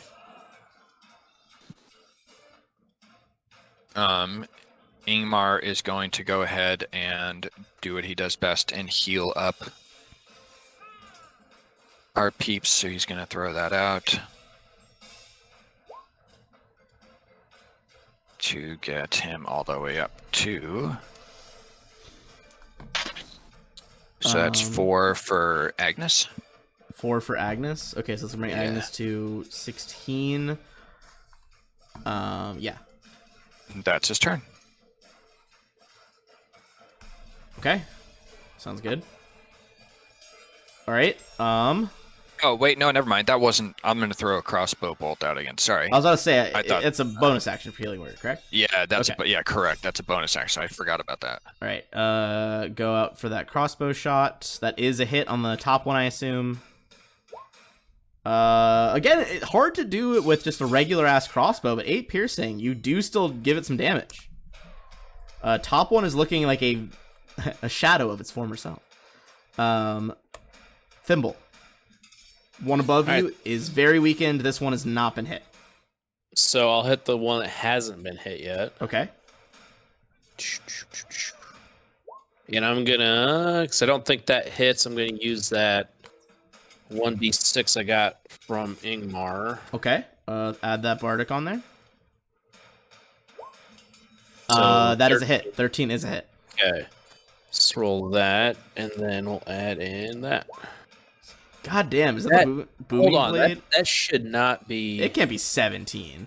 No, it should be 1d6. How is it? It's I'm rolling looking at 1d20 plus 3. Yeah, that should not be right. It should be plus 3 plus 2. So roll a d6 plus 5 is what booming blade should be. Let's see. You brandish the weapon. Should be 1d8. Hold on. I think it's because it has it clicked as... Hold on. Let's try this again. You brandish the weapon. Okay, that makes more sense. There. Okay. So 8 damage. But it has to I'm move. not It going has to complain to about an extra d20, but It has to move Yeah. to do it though. Oh, So shit. on a hit, the target suffers the weapon's normal effects and then becomes sheathed in booming energy. If the target willingly moves 5 feet or more before then, it immediately takes 1d8 thunder. Okay. Gotcha. Okay. Well, so if it moves, it takes 8 damage. That's this fine. is Now we where know. once you get that ability to use your Eldritch Blast to do that, you can throw that out there. Eldritch Blast, hit them with that. They move twice. Ooh, interesting. You know, so you can do Ah. that Eldritch Blast. So you do the damage of the scimitar. Eldritch Blast kicks them, and then when they move, boom, Then thunder that damage. goes out. Maybe. Yeah. Gotcha. Yeah, because you would hit them away, they'd try to get back to you, and in getting back to you, would take the d8. Okay. Well, it is still up, but took some damage still. Uhtred. Got 2 targets to choose from. Yep, I'm going to do the same thing. So I'll move here, Okay. attack this guy here. Same deal. Moving in for that flank. You got advantage.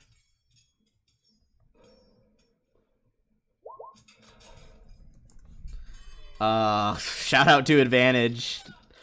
That's the second time tonight advantage has stopped you from getting in that one. So that is a hit for, even with any sort of reduction this thing's got going on, that little bitty shadow gets blown away into little particles of like black dust. So that is 4 shadows down. Looking at one more. Last one alive, the nearest person it would ideally feed on is Agnes. So it's going to go in for your attack. That is a hit for 4 necrotic on Agnes. And 1 more strength damage.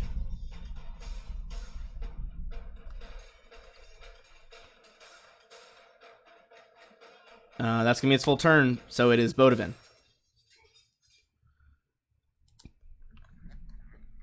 So Bodivin is going to go ahead and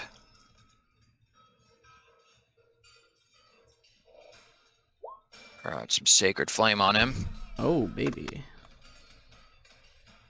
Sorry, I'm going between tabs right now. Dex save. Nat 1 fails it. That is doubled to 6 radiant. And that one's already been damaged. As Bodivin throws that white fire towards it, the fire seems to catch on the shadow, almost as if it really was just wearing black robes. And it goes up in this white fire and vanishes. All right. Excellent, excellent. Our shadows have been defeated. Let me do some quick maths. That time, everyone's gonna get 125 XP. I told you guys, you're welcome. Ooh. And that crystal orb is actually worth 25 gold pieces, so, not bad, not bad. So we should be at 1,161 XP. Yep, that's what I'm tracking. That sounds correct, based on what you guys told me you had for the level up. All right. So how long does it take for, what do we have to do to get rid of the 4 strength drain? A long or short rest. Hey, we should take a short rest, guys. We just woke up. Let's play some cards. Well, keep in mind, a short rest doesn't have to be sleeping. In the rulebook, it's defined as just like non-strenuous activity. So it could literally be like playing cards, bandishing a wound with gauze, doing some prayers, things like that. Like, as long as it is not strenuous, whatever you're doing. All right, we'll do a short rest. Very short. All right. Very short, guys. Also, now that you guys are starting to get more hit dice, this is going to become relevant. When you sleep, you do get all your health back, and you get back half the number of your hit dice, rounded down if it's an odd number. So, like, let's say... Can you repeat that? So, Yeah, you guys have 3 hit dice right now, right? So, Yep. Let's say you used all of them today. When you sleep, you would get back 1. Oh, gotcha. Okay. So you don't automatically get them all back at the end of a Correct. at the end of a long rest. It takes 3 days to get all of those back. Well, it takes, in that case it would take 3 days. It's you get back half, but when it's an odd number, you take like the worst number. So let's say you had 6 hit dice, you would get back 3 on a long rest. Gotcha. All right. Well, perfect. Let's get and this that- long rest in there. Yeah, that kind of just represents like, they're tired if they do multiple days adventuring and healing all the time. And then we'll go down those stairs. Uhtred, do you want to see what's... We covered everything, right? Yeah, I mean, if you guys zoom out, I think you can see on the Fog of War stuff, the Explorer mode, you've hit like every room in this floor. Sorry, roll 20 is being No, you're uber good. shitty. I'm gonna zoom out a little bit so stream can see Just the What a kind of damn health good concerns. product.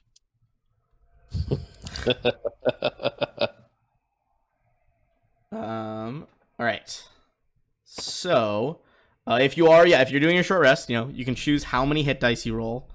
Some DMs say you have to choose how many you do before you roll. Honestly, I think that's kind of a dumb rule. You can choose as you go. So, roll your first And one. If you still want You more, get you do the next 1d6 one. because of me with the short rest. So Yes, everyone gets You a add, free you take that. D6 because of the was Song of Rest, right?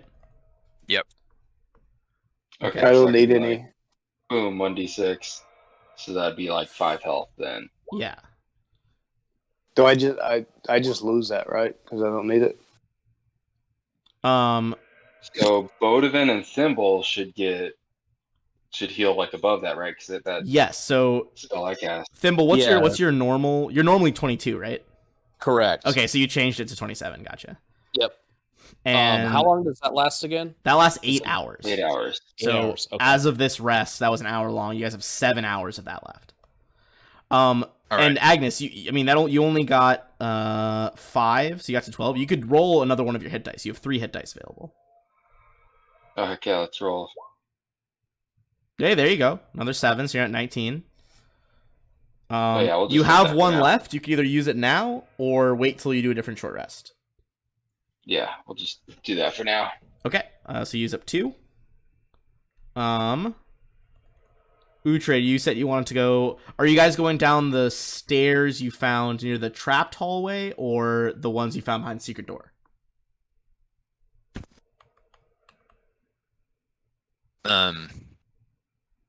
Secret door, huh? Yeah, I'm secret Yeah, door. secret Just door. screaming. I'm like, we have to see what's in the secret door. All right. All right. So same deal as before. Stealth. I'll take lead. Well, now hold on. Thimble found the door. He thinks he should be the one to go searching it. Well, fucking have at it, son. I'm fucking with you. I don't care.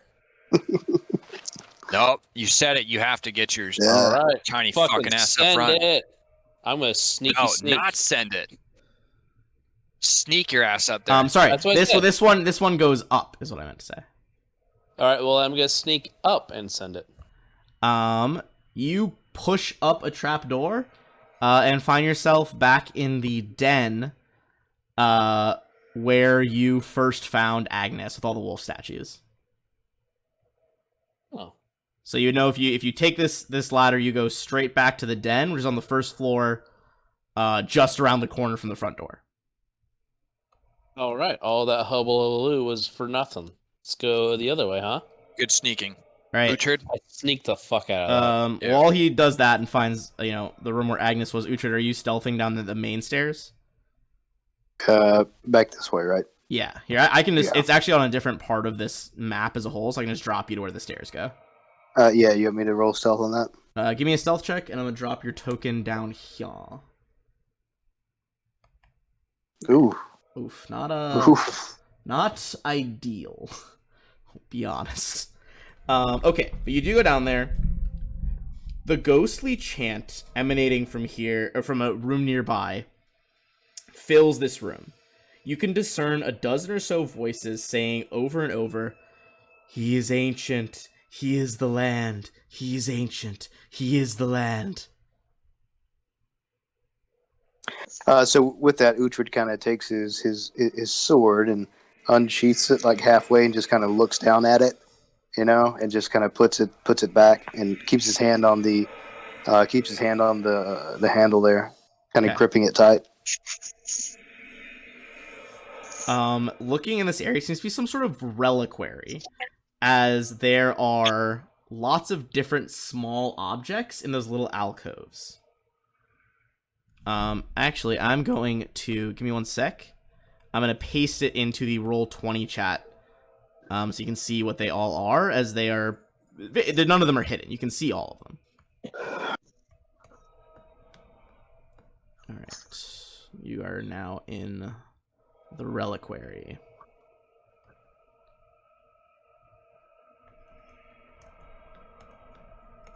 So around the reliquary, there are 13 items.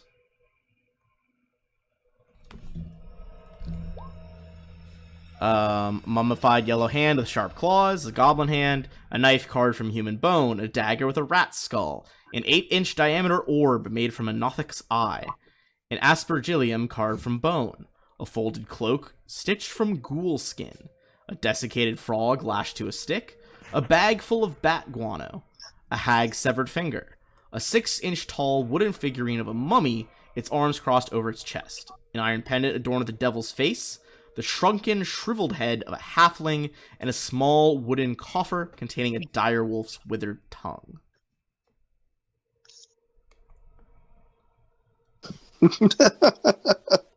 As you, I'd say if you want to advance farther in the room, as you kind of look down, there is a tunnel to the left, leading to a dry area, and there's a tunnel on the right that seems to lead into a area with kind of fetid, murky water. So I'm gonna put you like there. So path on the right, water. Path on the left, not water. What are the other guys doing? Are you guys following behind me? We're waiting for you to kind of let us know if it's okay. Yes, we're coming, but we're not going to get too close. These stairs aren't very long. They're like 20 feet of stairs, basically. So you could just call up to the top and tell them what you see. Okay. Yeah, then I'd call up and let them know what's going on here.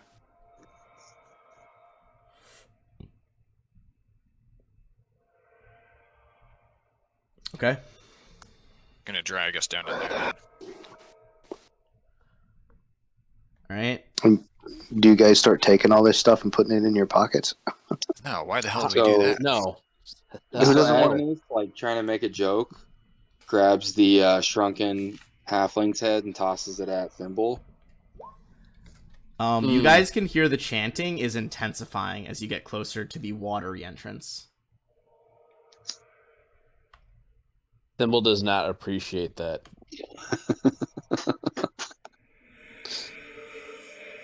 Is there any kind of knowledge or arcana or anything we can see what like these items all You have can in roll an common or arcana anything check. like that? Yeah, give me an arcana check.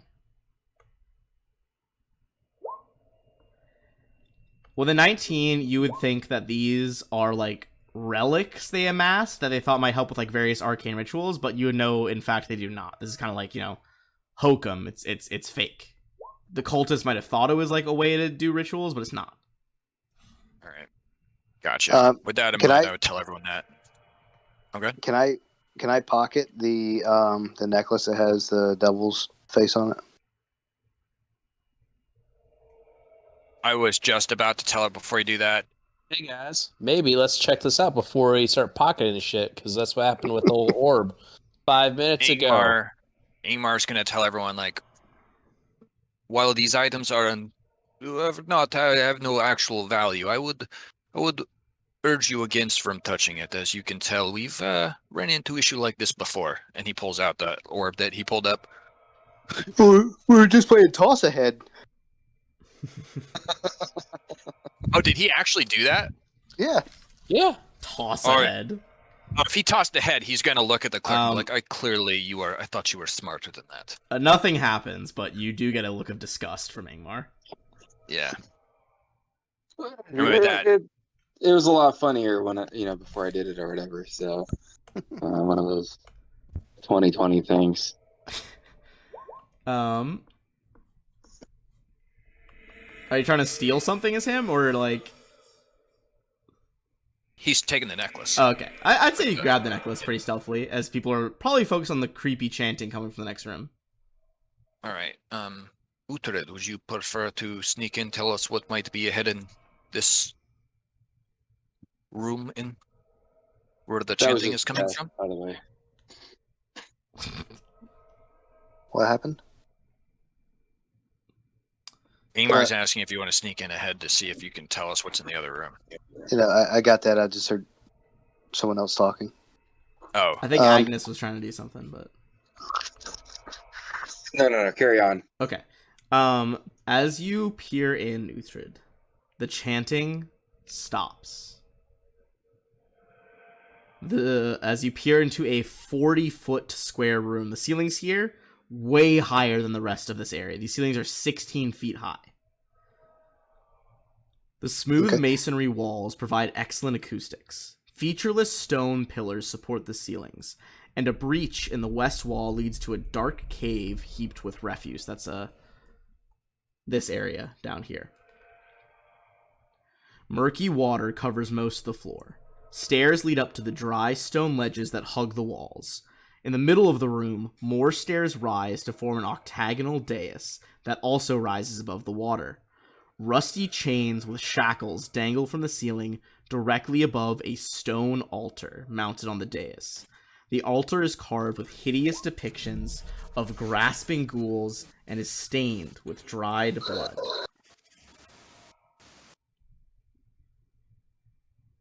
Sounds like a high school locker room. What do you guys do? I would like to use spider climb and make my way into that area, but I want to do it on the ceiling. Okay. I'd say just move your token where you want to be in the room on the ceiling. We'll put his dead center. All right.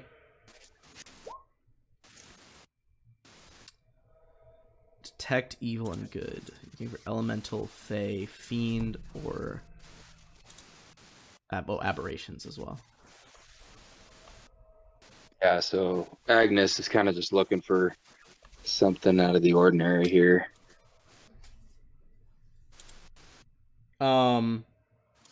You can sense like a vague undead presence in this room, but it's kind of just like a low-level necrotic energy that's kind of ambient in the room.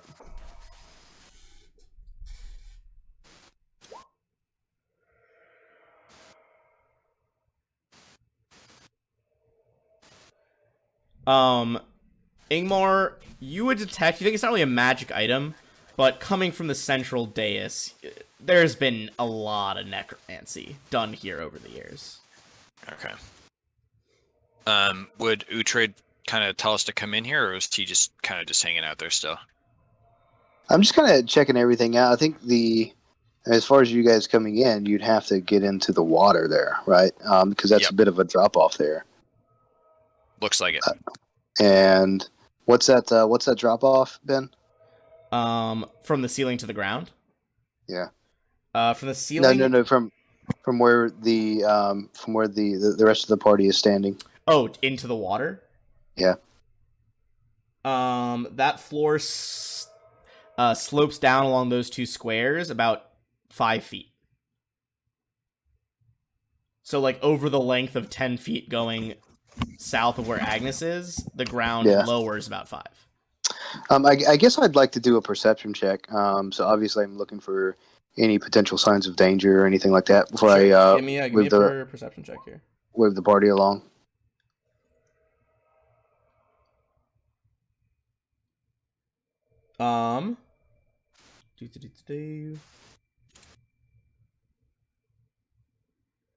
You can see that there is a iron wheel along the eastern wall here that'll lower a portcullis over the entrance where Agnes is. But apart from that, you do not see much more.